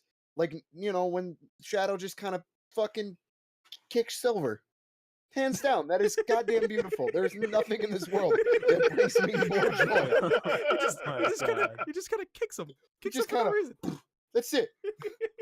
But Like my thing is I feel the same way, but not about Sonic 06. Sonic Adventure 2 is my Same. guilty pleasure. I love I Adventure agree. 2. It is an Rolling around objectively at the speed of bad game sound. in every way, shape, and form. The voice acting is terrible. The story is not that great, and it doesn't make a lot of sense. The levels are clunky. There's Oh, Poorly but it's- executed. The everywhere. level design is awful. The camera is janky. Everything is bad about that game. I like the speed sections. That's the only thing I could say is I like the speed sections only because they're so. The thing is it's so tantalizingly close. You could fucking taste a perfect fucking Sonic go fast, but it just misses it so fucking hard. The- It It's the misses like- way it the controls so work. good. and then you're like, oh, it's almost there. It's almost there, and then And Tails it's shows just, up. It's No, bad. the thing that I like about the Emeralds. Like it's that same garbage. Like they could have hired just good voice actors and actresses. I think Ryan Drummings does a great job. I don't know who the fuck did Shadow, but he Well, does. Brian Drummond is always good, but Brian, it's Ryan. isn't it, is it? It's Ryan. Yeah, it's Ryan There is a. Drummond. Oh, I'm sorry. I heard. No, you it's say not- that. No, it's How Brian dare you Drummond. say it. Brian. How dare you mess up that royalty's name? Brian Drummond, isn't he the guy who did Vegeta in the original? Like, Yes, he is actually. Wow. Yeah. No, you know It what? is. You know who's The you know Ocean what dub? you know what Sonic needs a good dose of? Steve Hmm. Bloom. Oh God. Somewhere. If he I still voiced think it they in should bring an back anime- what's his name. They should still bring back Jaleel White to do Oh to my do God. Sonic. Can you imagine? All right, real Okay. talk. No, Real like talk. if Can you- Sonic messes up in the game and then all of a sudden Jaleel White just reverts back to Urkel just for that fourth wall break, like What if, Sonic if you kicks died, kicks if you Tails died as off a classic bridge. Sonic, that was a really bad fall. can you imagine if like every time you died as classic Sonic, he would just went like, "That's no good." The thing that so many people, I feel like the reason why people hold those games in such high regards, even though they're so bad, is because it's one of those cases of like It's like nostalgia. Sonic. Well, yeah, and Sonic like as a character is like how do I explain this? Disgustingly 90s because Not just disgustingly 90s, but he has that really bad case of like has to be child friendly, but also wants to be cool. So everything that he says, even as serious as Sonic is trying to be, it just comes off as corny as possible. And it's But one I of those love things where that. it's like you have to smile because you're like, oh, it's like watching a really shitty TV show. I mean, literally watch any of the old Sonic the Hedgehog cartoons, and you'll just be like, "Yeah, all right." I mean, why? But all right. All right. You know, because it's like, I mean, All Jesus, right. goddamn Christ, he's so everything that came out of his mouth from the TV shows hurts me. Oh, absolutely. Specifically, it Sonic does. Underground, because I, you know, Sonic Underground, man. also, just I don't know if anyone knows this. The singing voice for Sonic and Sonic Underground is Sam Vincent, who is the voice of Double D. So every time you hear Sonic, every time you hear Oh Sonic my sing God. in Sonic Underground, You're it's just Double expecting D. Yeah, you're just expecting Eddie to come out of nowhere. Can it suck, Good head? Lord, man, like that's what I want. That's what I want. All right. So I think we gotta move away from Sonic because we still have to get through what Oh, yeah. Gabe's playing, what I'm playing, and what Smitty's playing. Yeah, I Not in got the that order. cancer Also, growing let's inside quickly me. cover this real quick because it's in the news. Are any of you familiar with Star Citizen? No, No. The most ambitious, one of the most It sounds ambitious familiar. space-based games ever. Yes. Oh wait, is that the game with like the cell shading or whatever? That weird like No. art direction? No, they Okay, never streamed mind the then. creation of the game and it's crowdfunded, but they grossed 95 million in crowdfunding last That year. is insane. That's And they literally have an entire planet now, like two size that you really. can go around.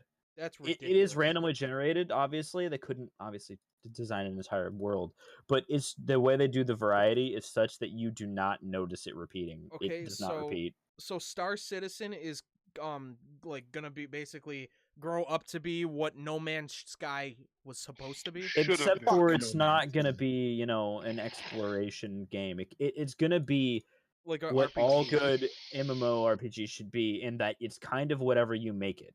Yeah, that makes sense. You can go into that game to do whatever you want. You can go into that game to be, hey, I want to be really good at the economy and do trading and stuff and basically run a business. Or you can go, That's pretty cool. hey, I want to get really good at this one thing, or I want to collect all of these things. Or, like I don't know the exact way the game works because I've not played it. I'm waiting until it comes out fully before I play it. Plus, I'm pretty sure to play it right now, you have to back it on Kickstarter and like give it money. So I'll add Yeah, something you to this. do. I think it's great when smaller companies can do something like that because that opens the world of possibilities for even smaller groups to get together and go, hey, this idea worked. Why don't we try our idea? Because Exactly. my biggest problem is that with AAA developers, they constantly pump out the same garbage every year. And I'm not saying, the Call of Duty franchise doesn't get a small facelift and Assassin's Creed doesn't get a new story or something, but it's like, Jesus fucking Christ. How many times am I going to run around and slit somebody's throat and then run away like I didn't do it? Okay, I agree with you, but real quick, Assassin's Creed Origins is I heard it was great. phenomenal. I heard the gameplay was great, but the story makes you sad all over. Yeah, but it's really not. It doesn't matter. They're like the fact that they managed to take like a year or two off, take a Yeah. breather, and just really focus and be like, this is the kind of game that we want to make. We don't want to make just the same Assassin's Creed that we've always made, even though it's worked, and they even if at their worst they're still okay. But they actually took the time to be like, okay, this is a step in the right direction. People like this. Let's continue this on. And I really appreciate that. And I think that as game development goes, that was a good move for them. And I feel like there's a lot of series like Call of Duty that should just take a year off yeah. or two. Even though with Call of Duty it's a little bit different It's because 3 developers. yeah, exactly. They So each technically developer do. gets 2 years. But they just need to reinvent the formula. And they say they do every year, but they don't. But anyways, continue on with what you were saying. Yeah. Before I get sidetracked. I was gonna say, once we get to hear Smitty's games and Gabe's games, I do want to talk about one thing that I know this is such old news, but it's becoming relevant again because companies are doing it. Video game movies, and I wanted to talk about the Assassin's Creed movie and exactly what was wrong with it. Oh, thank God. There's Oh, so I hated much it. Guys, go I ahead. hated it. you guys go ahead and talk about your games, and then we will get on that topic Okay. because I do have a lot I want to say and how it could have been done right. All right, so I have been playing through. I have been playing through 2 games for right now. I have been playing through Metal Gear Solid 5 again, and I'm All right. really, All right. I'm really, really, I'm kind of skeptical on how Survive is gonna be, because I feel like it's gonna be trash, but at the same time it's gonna be playable trash, because I have been a Metal Gear Solid fan since I was probably 6 years old. I got the game from a friend of my sister's. I got 2, and it just took off from there. I've beaten MGS 1, 2, and 3 on Extreme, and 2 and 3 on European Extreme, which is basically you can't even be seen, otherwise you get a game over. And that there's this whole ranking system at the end of the game where it's like, you can get sheep if you're doing terrible and you're dying a lot and you have a lot of continues, or the all the way up at the top is your big boss rank, which is basically like completely non-lethal playthrough, full stealth, completed in a certain amount of time, no saves, no rations, which is basically, health kits and stuff. So no way of doing that, and you have to, I think you're not allowed to, you're not allowed to use like lethal weapons. But like when MGS5 came out, it was kind of a mixed bag for me, because as a stealth game, it was phenomenal, but I feel like there was a lot of fan service that wasn't addressed with 5, and with the way that Hideo Kojima made the game, which was a very, very good game, I really enjoyed it, but he kind of left all of his fan service with 4, because like for like literally like the last 3 or 4 Metal Gears, he's been like, this is my last one, this is my last one. But, with him being fired from Konami, or leaving Konami rather, and, going on to do Death Stranding, which looks really good, I feel like this is absolutely it for Metal Gear, and I feel like they didn't end it on a good enough note, and I feel like they should have incorporated more from the previous games than they did. Now, I do like the open world of it, and I do like the absolute freedom, and they did the stealth so well, and as a stealth game, it's just so good, but as a Metal Gear game, I feel like it's lacking. Absolutely. And I don't know. I don't really know what to say about it. It's good on its second playthrough.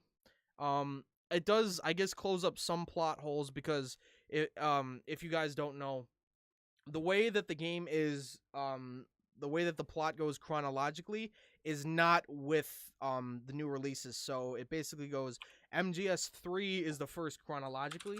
It's a little like Star Wars, but MGS3 is the first chronologically. Then it goes Portable Ops, which is a PSP release, Peace Walker, which was later re-released for the HD collection, and then 5, and then Metal Gear 1 and 2, which were the originals that came out in the 80s, and then MGS 1, MGS 2, MGS 4, and Metal Gear Rising at the very end. So I love Rising. Yeah, Rising's pretty cool. I had to say it. I had to. Rising's cool. I don't hate Rising. It's just, it's one of those things where it's like, this series is so like, it's so near and dear to my heart. It's almost like I keep comparing it to Star Wars, but it's like when I have like I'm in like this fandom sort of thing where it's like I don't want it to change. This is like, to you, it's not a Metal Gear game. It's a game that has Metal Gear characters. It's a game that has Metal Gear characters that wraps it up, but it wraps it up in a way that I feel could have been handled better, and it's still got like. Yeah, it's still got like that stupid, crazy Konami sort of, or Kojima sort of feel to it. Like, without spoiling too much, the whole premise of the game is there is this virus that's going around in Africa and Afghanistan that's going around and killing these random people that are it's killing these random people that are that you eventually learn is it's language based. So let's say if someone's speaking Russian, it's the virus or the parasite or whatever, detects that it's speaking Russian. It doesn't make any sense whatsoever, and it kills off that person. So what the main character is, or the main antagonist is trying to do is trying to weaponize it, obviously. Nanomachines, son. Pretty much. Nanomachines. Yeah, It's as so far fetched. as somebody who doesn't really understand Metal Gear as a whole, because I admit I've attempted to play it and it's not my style of game. I It feel like is- if I sat down and I really buckled down and just was like, all right, Aaron, let's just fucking play it and get it out of the way, because if I can marathon through it, I feel so much more comfortable. I love Rising, but You know, like the story is just like the all over. story of Metal Gear, It's basically the story of the Prime Metal Gear versus Donald games. Trump. Like, At one point he basically says something about making America great again in Straight up. Rising. You know, the thing about Metal Gear is the story is equal parts anime and paramilitary, like futuristic. Oh yeah, absolutely. So it's this weird combination. We're like, there's all these military terms thrown around, but there's also anime. Oh, Cool, there's okay. oh my All right, God. so I'm sure if you know anything about Metal Gear, you know that Snake's basically right hand man. His name is Otacon, which he got because he used to be an otaku, and because Japan. So it's basically Otacon is just otaku convention mixed together. he pisses But himself. Yeah, and he pisses himself the first time you meet him because Gray Fox, and it's basically this giant cyborg ninja. But I don't know. Metal Gear is just one of those series that has such a near and dear place to my heart, and it's like I've played it enough to the point where I understand the story, but I completely understand that people do not get it whatsoever. I feel like Because- I've missed out a bit on Metal Gear. Gabe, it's one of Because those I've games. never played any Metal Gear games for more than a few minutes in my entire life. So it's like I feel like even if I play through all of them now, I start from the beginning and I play through every Metal Gear game, I still may not appreciate it. Okay. Simply because I did not play them as a kid. I didn't grow up with it, Well, no, not exactly, but okay. So there's two. if you are ever planning on playing through Metal Gear, there's two specific ways that you can. There's two ways that you could do it. You can either do it chronologically, which is the way that I'd recommend. So you'd start off with 3, and 3's story, even though it's far fetched, it's much more historical based because it's basically about Big Boss's mentor, which is like Solid Snake's dad, defecting to the Soviet Union, and a nuke goes off at like a Soviet Union place, and basically Snake goes back and he has to kill his former mentor so that the United States doesn't get blamed for so like the Cold War doesn't escalate. And I think that's like the most understandable it gets, and I think the least understandable it gets is 2 because it's just so goddamn ridiculous. Okay.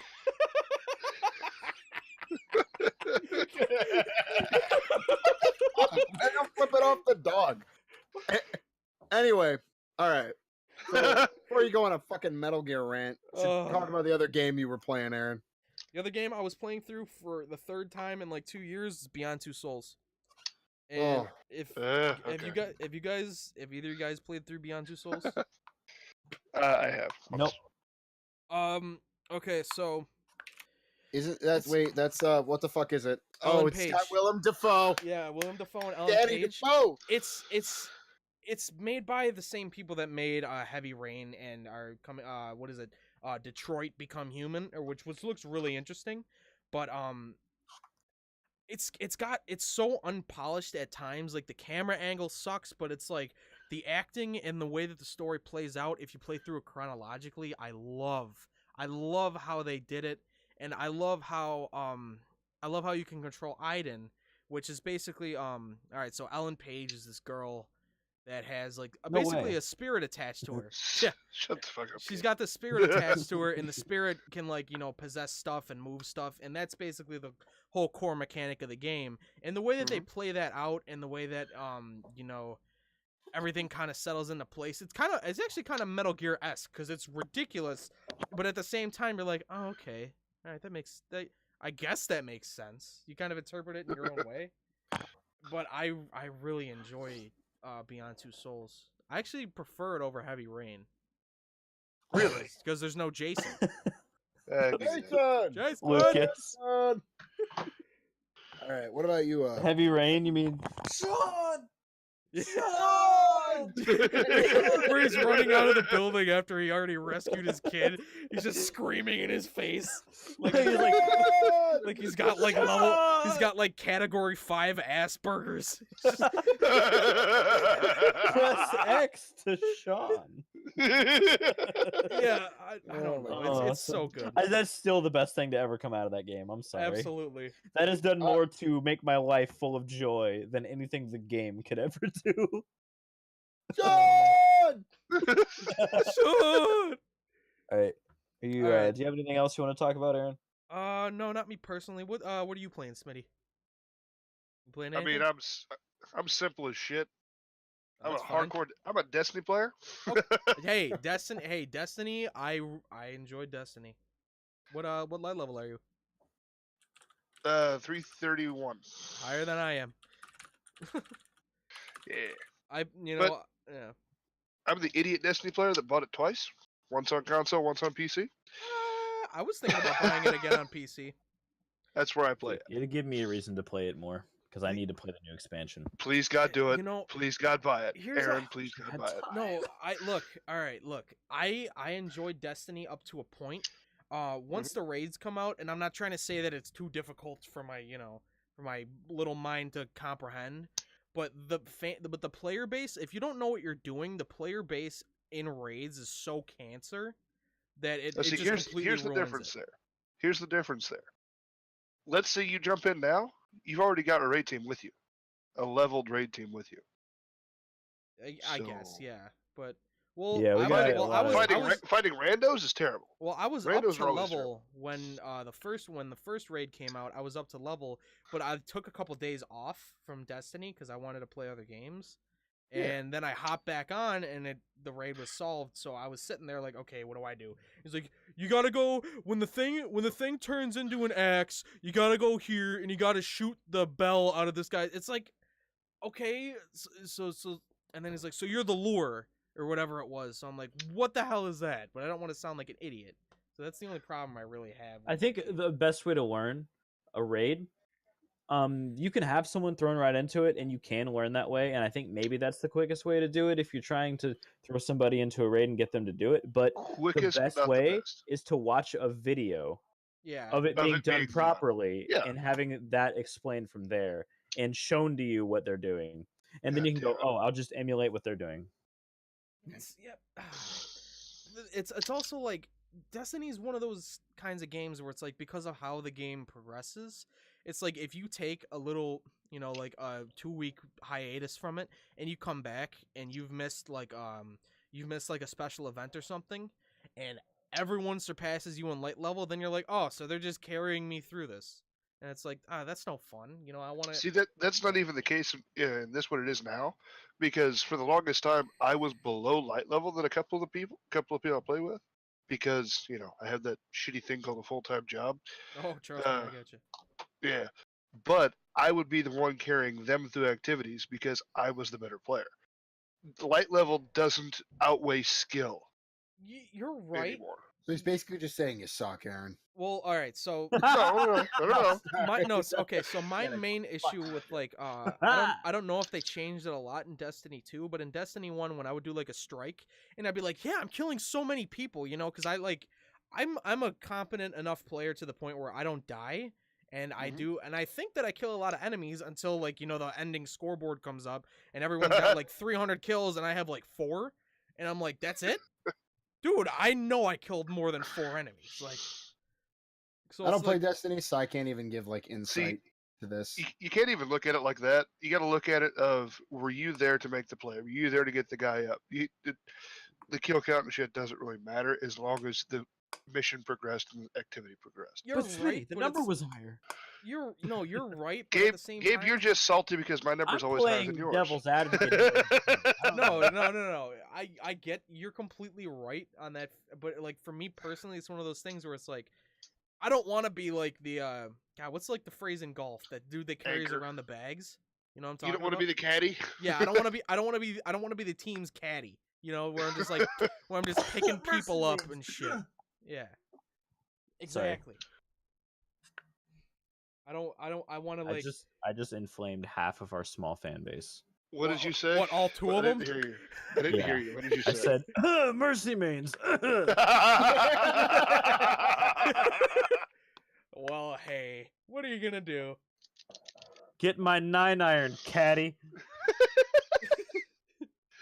I'll take the wood, boy. All right. Okay. Wash my ball, bitch. But Balls. the other shit I've been playing has been a lot of PUBG, Oh yeah, and absolutely. yeah, I enjoy that. When I want to get my balls real salty, I go play PUBG. Gabe, can we talk about what happened?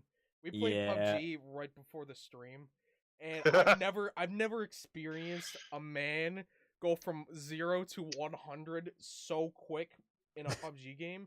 So, Oh, that's like, Gabe. what Oh happened yeah. was Oh yeah. basically what happened was from my end. All that happened. We dropped out of the plane. We picked basically like this like big warehouse because it was on the newer map. We picked the warehouse, and me and Gabe kind of went probably about, I'm gonna say 200 meters apart, because I went on a rooftop, he went in the warehouse, and I get down, I'm looking for a gun, and then all of a sudden I hear oh shit, Gabe dies, and he literally I swear he said he broke his hand on his own desk. I'm within 2 minutes of us joining that game. That is not surprising at all. That's how that boy plays that game. To be fair, It's either that or the Duke boys are ramping the fucking dossier through the Oh goddamn. yeah, we did. but yeah, I think the problem with that was I only get that mad when I feel like the game is why I died. When I feel like someone shot me through a wall because they were lagging and they saw my predictive movement and not my actual movement. You know? Yeah, And the no, game yeah. just registered that I died because they had lag issues. Like I only get mad. I don't get mad when I get outplayed. I get mad when I die because of the game. Yeah. But before that, the game before that, we played duos and we damn near won. It was me versus the last guy, and I didn't have full health, and I lost the trade. My shot was not on that game. I don't Yeah, know. we killed almost a full 3 squads or 3 duos on our way.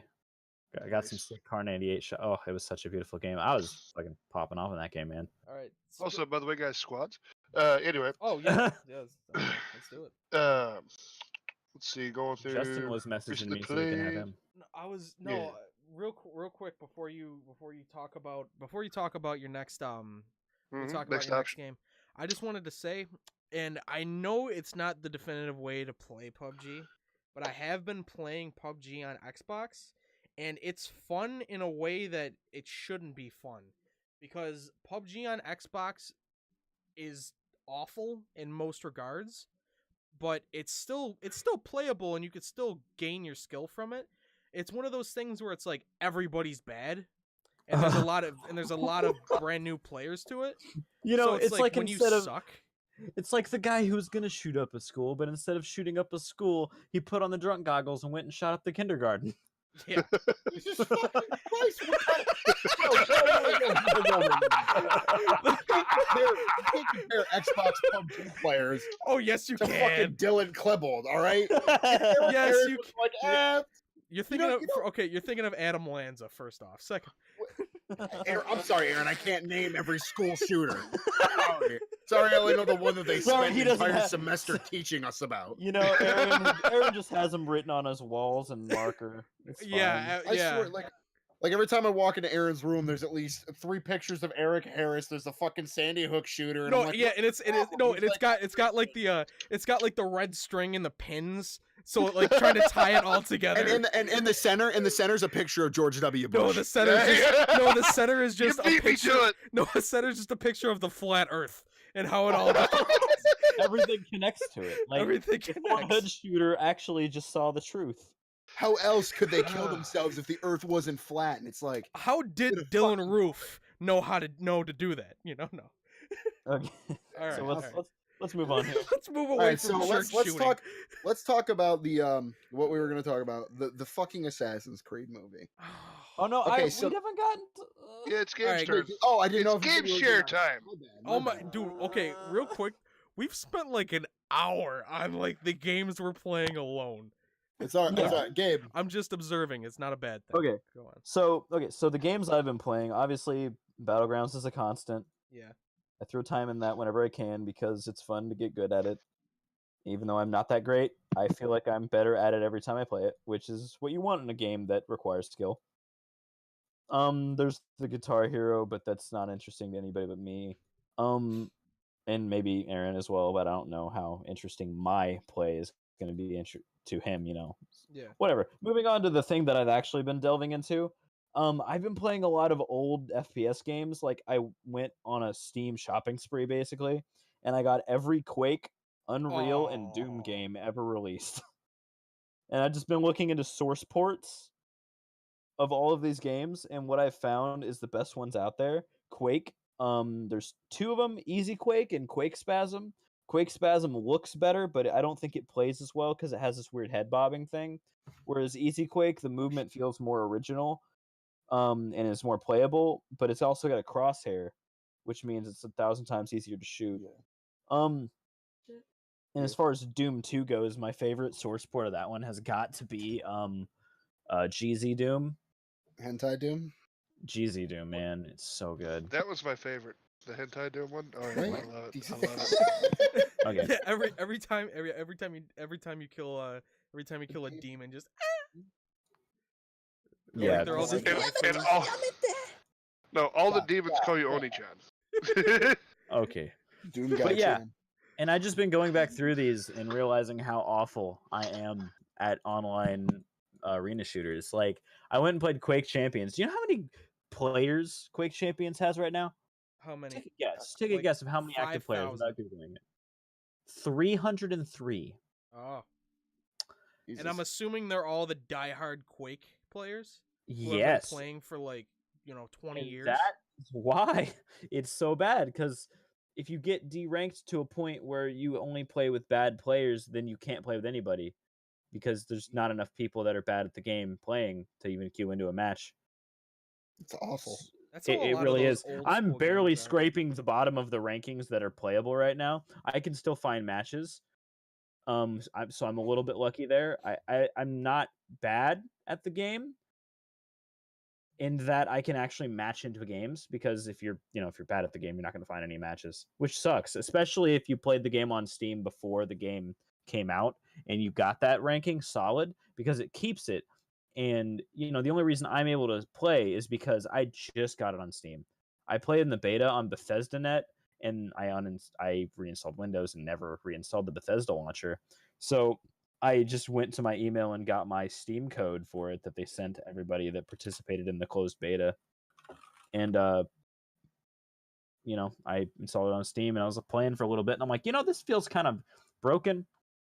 And I'm like, they should probably balance this. Wait, they would only want to balance this if they're making money on it. How many people are playing this game? And then I saw the abysmal numbers, and I'm just like, oh my Yeah, god. this is stuck like this for life. How many? By the way, that's another topic. How many games have just died in the past few years because they have no players? Oh, So many good games, man. yeah.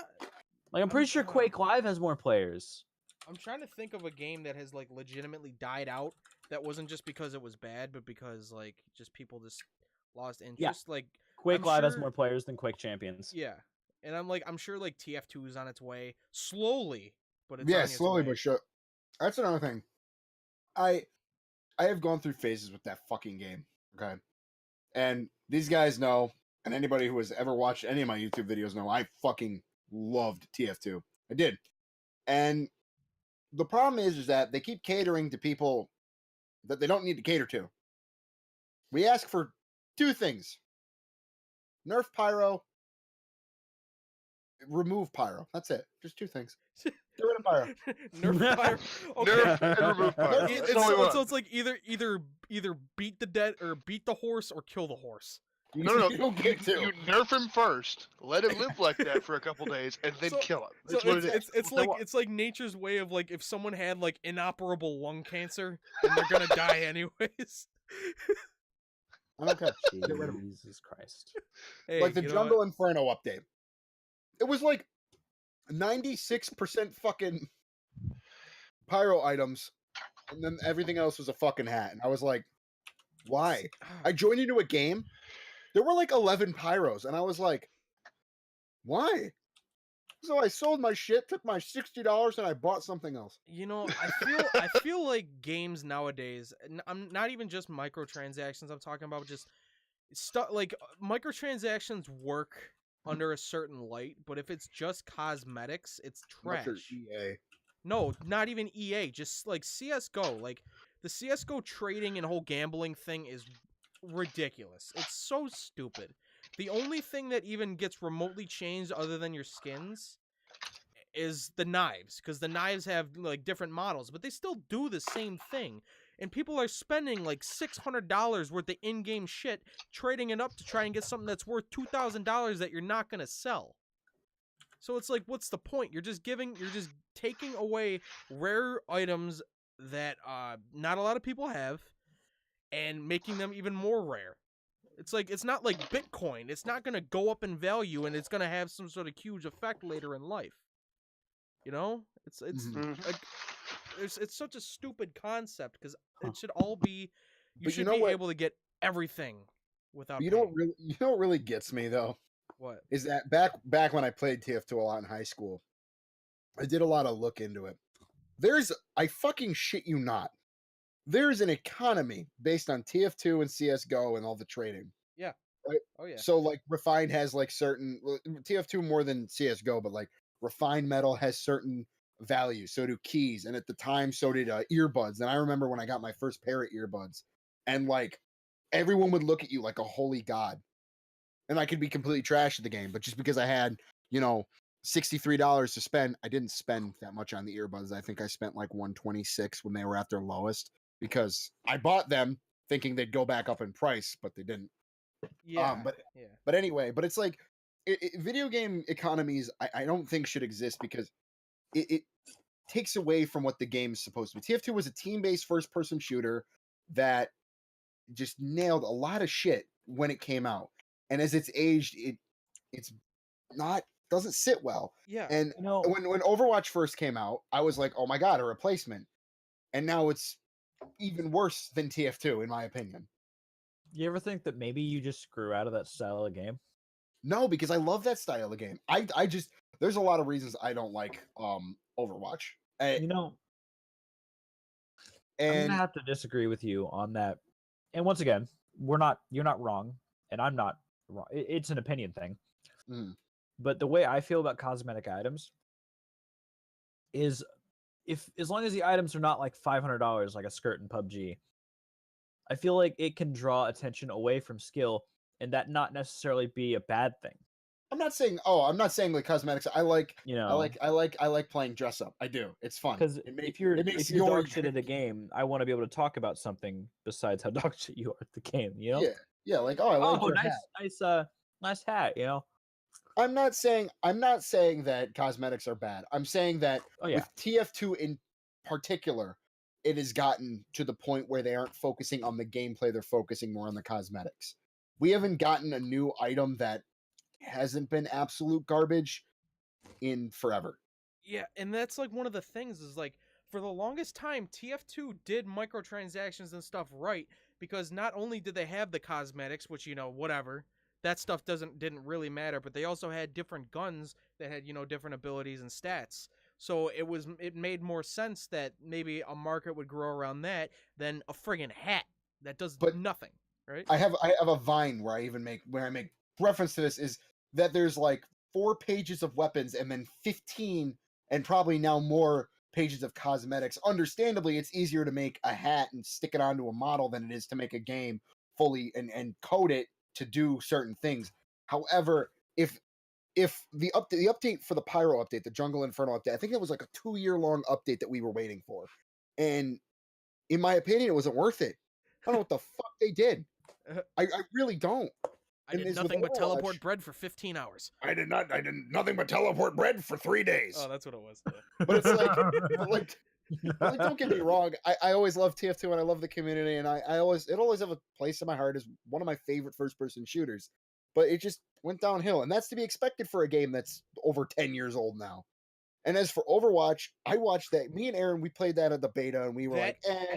And that we were like, beta was great, and Right. when that game came out, it was so good. Up until like competitive came out, it was perfect. Yeah, it And had then, its yeah. issues, but what game doesn't have its issues? And then competitive came out, and then it became more about it became like a genuine article. Like it became like this. It became a pub stomping game for pub stompers. I don't know how to explain it. Okay, know- so my thing is with competitive play. I'm sorry, I didn't mean to interrupt you. No, you're good. I'll Sorry. be You're good. super quick. Thing is with competitive gameplay, We and all know you will. I've always said, "I'll fuck you up." I'm sorry. But, the thing is with competitive gameplay, I'm not saying it's bad to have competitive. Go ahead. But make sure you cater to all your audiences, because for me, they've catered very heavily to the competitive audience. That's fine.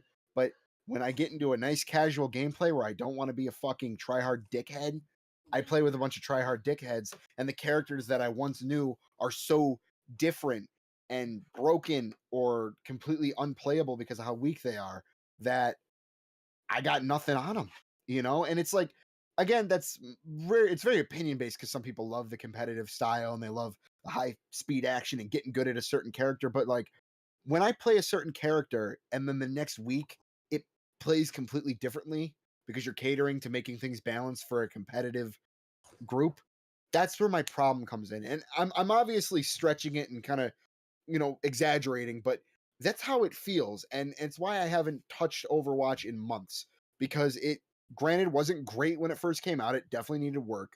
But how many times are we going to fucking nerf Mercy and be like, just get, at that point, just get rid of her. Give me the frog man. I'll take the frog guy.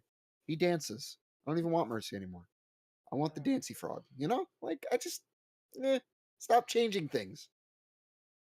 Let it play as Yeah. let it play as it's going to for a while. That's ultimately the problem Mhm. with any kind of game that can be done in a competitive way, is that when Yeah. you balance a game, you have to choose how to balance it. Because different characters are going to have different skill caps, Yeah. and a low skill cap character has to be is almost always pretty broken at a low level of play if it's balanced for competitive. Yeah. Because they're a low skill level, so they have to because if you think of how good the best person at the high skill cap characters is, that has to be matched by those low skill cap characters. So you're basically making anyone on the low skill cap character as good as a pro level of the high skill cap characters, Yeah. And Otherwise, the other ones just are either unplayable or broken at a competitive level. yeah, no, and that's what I'm saying. It's just, god damn it. It's like, I loved Overwatch. I played fucking religiously. It was so good. And then like, that's not me, by the way. That is not me. The other way you can do it That's not. is by making all Tell of her the that I'm characters. proud of her because that Tyler was a said good he's one. proud of you. I'm sorry.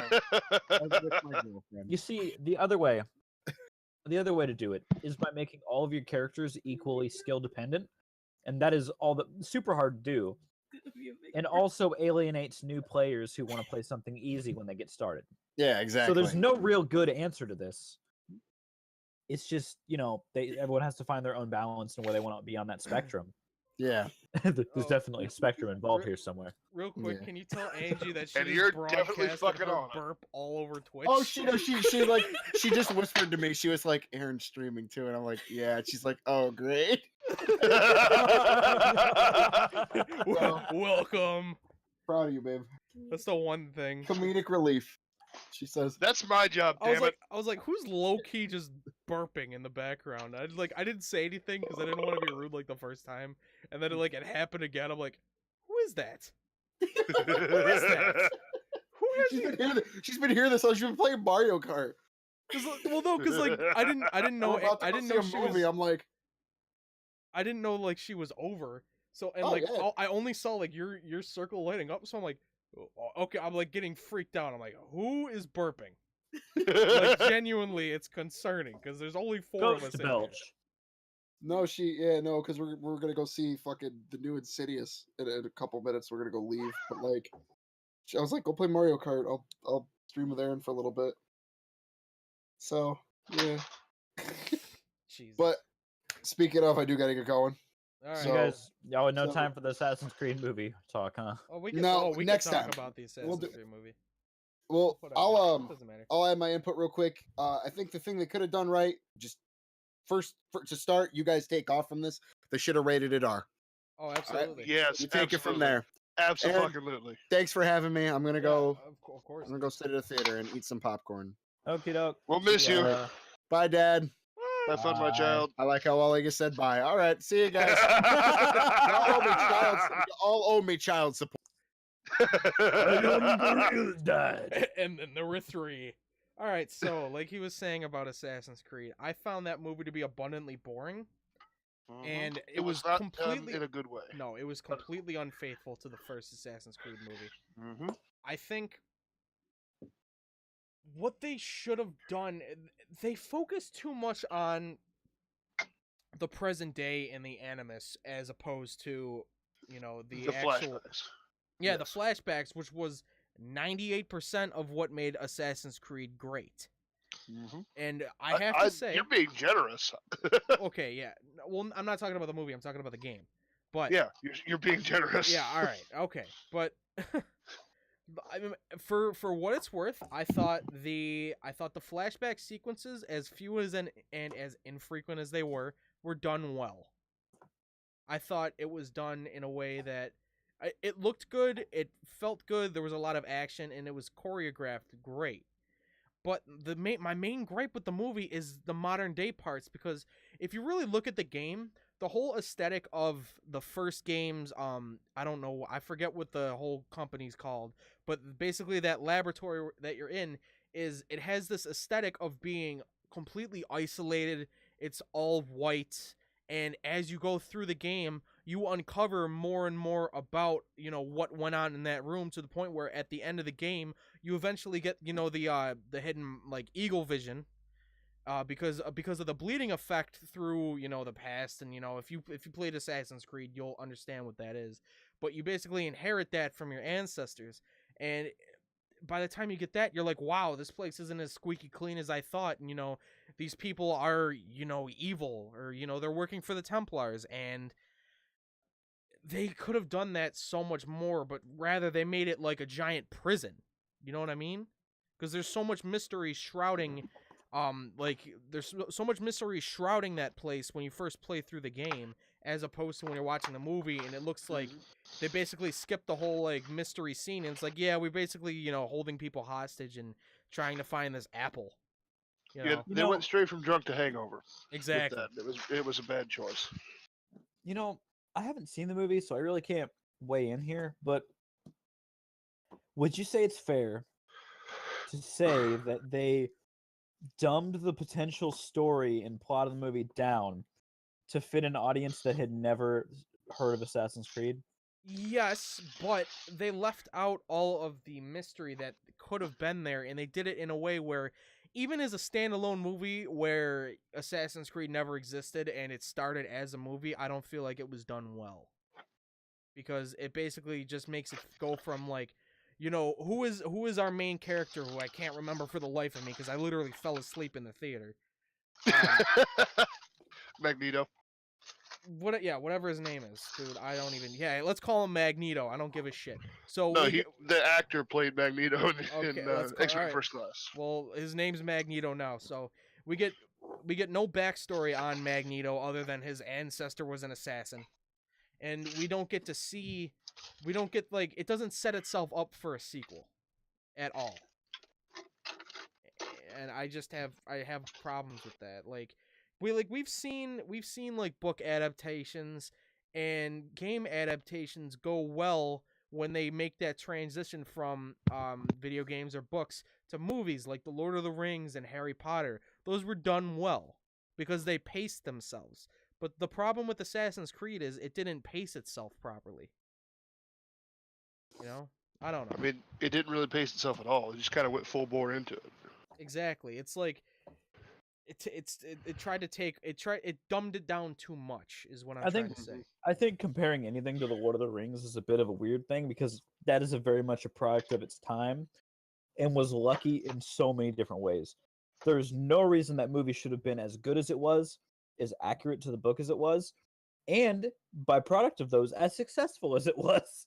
Yeah, you're right. Because as accurate as it was to the book, it should have been audience kryptonite. It should have made people hate it because it wasn't like the flow of it was not what people were used to. But they did it so well that no one gave a shit, and even people that never read the books could still enjoy the movies as a standalone series. Like, even if you didn't even know the books existed, you could still watch the movies and be like, these are good. They did a wonderful job of capturing the Tolkien kind of world building. And I mean that not in the like style of the way that they explored and expanded the world. I mean just the feeling of a wonder that you get, that every single detail has a little bit like, oh wow, there's probably something behind this. This isn't just painting on a wall. This is an actual world, right? Like that same wonder that you experience reading the book transferred to the movie in an incredible way. That they didn't have to do a ton of exposition to explain the world. You just saw it and you're like, oh my gosh, there's a lot of stuff here that I'm just not seeing, that's not going to be addressed in the movie directly, but you know, the information is there somewhere. Exactly. Right, but this world exists somewhere. Yeah, like It's visible at some point. Yeah. Whereas Assassin's Creed is a video game with, although an extensive story, it's a game, you know? It doesn't have a specific narrative direction. The majority of what happens in Assassin's Creed, the game, is gameplay. Right. The story can be condensed into about 10 minutes Right. if you remove the gameplay portion. And I don't have a problem with that, and I don't even really have a problem with you know, the directors and the writers going off and trying to make you know, this own standalone style, because it's not Desmond and it's not Altair, who was the assassin in the first game. It's Captain Jack Sparrow and Magneto, you know, sitting in a lab getting their brains examined. Like, that's the whole movie. It just kind of sucked. And the Animus was so over the top.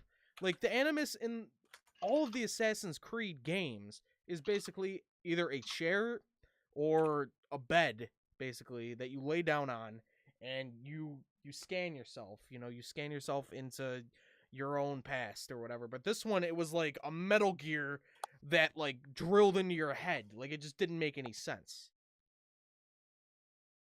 And I mean, it looked good, but especially like, maybe it's just me because I'm salty because I have enjoyed those games for so long that I just I don't know. It was Desmond Miles for the first game.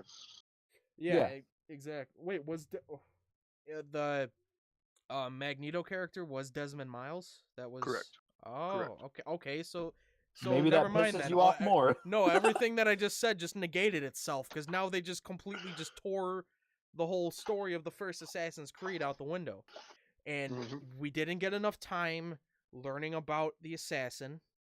We got a couple of scenes of him fighting, which were greatly choreographed, and it looked good. You know, everything looked to be in its time, which I think was probably like, you know, the 1200s, so like the 13th century or whatever. And it all looked good, but there was like a couple fight sequences, and then we were back in that shitty gray lab that is for some reason built into the side of a mountain or whatever it was, when in, you know, the game it was you know, a building. I don't know. It didn't make sense. I really didn't enjoy it. I thought it was a subpar movie as a movie, and I thought it was a terrible representation of what the game's supposed to be. I don't know. That's my 2 cents. That's my 2 cents on it. Yeah. No, do we have anything else we want to talk about? Oh man, I don't think so. I think we can start to wrap it up, because we've gone way over what I thought we were going to Yeah, go I was for. about to say, we've pretty much covered everything we needed to and more. Oh yeah, At absolutely. least for episode 1. Yeah, for a test episode, I think we got the pacing down pretty decently. I hope we did. And We did as well as we could have. Yeah, we did the best that we could. Not too many breaks in the action. Calco's really helped move things along because you know, he has prior experience and podcasts, so he knows how to keep a conversation going well. And you know, Of course. I feel like if we do more of these, which I want to. I enjoy doing this. I've always wanted to do it. I've just never had anyone to do it with. I feel Story like of my life. I feel like I love how Aaron is being sincere here and being like, "Oh, I've always wanted to. Podcasting is just something I've always wanted to do, but I've never had and everything." And it's just like, boner. Like, that's what she said. Like, okay, Smitty. God damn it. That's why you brought me here. Don't fucking lie. Yeah, all right. But Content. I do think it was a lot of fun. And Smitty, if you want to do this again, you're more than welcome to, because you definitely helped keep the pace going, and it was a lot of fun, and it's shit like Yeah. that which helped lighten the mood, and so it's now I'm not just like Assassin's Creed sucks, Overwatch penis sucks. joke. So, yeah, exactly. And I like that, but it was a lot of fun, and we do have to wrap this up because it's 9:45, and I have work in the morning. Okay. Same. So all right, All right, boys. It's been a blast. all right, that was Delightful Idiots episode 1, the test episode wrapped up. We will see you guys. I'm gonna try to. I want to do this again next week. Yo, follow Gengard on Twitter Yeah, and on Twitch and stuff to get notifications. Follow him on Twitter. yes. Follow my Twitter. Follow Gabe on Twitter. Follow Smitty Oh, on well, Twitter. that Follow was a everybody joke, on Twitter. Go ahead. Well, hey, if we're fake plugging each other, let's real plug each other, because why the hell not? Yeah, But sure. it was a good time. It was a lot of fun. I really Yeah. liked it. Hopefully next week, I'm gonna try and smooth things out a little bit more. I want to figure out what the right audio settings are and stuff. Like I said, this is just a test. This was a complete and utter test podcast that turned out to be over 2 hours long, which is pretty surprising. Yeah. But Yep, so- so it's bullshit, and we can go for hours. We can go for days even. exactly. I'm gonna cut it off at hours. Okay. All right. That's fine. Yep. All right. So I want to thank everyone for watching. I really appreciate it. I want to thank the followers that followed me while this was going on. I didn't get your name because I don't have it up on the screen, so I kind of missed that, but I appreciate it. And thank you guys for watching. And I'll see you guys next week.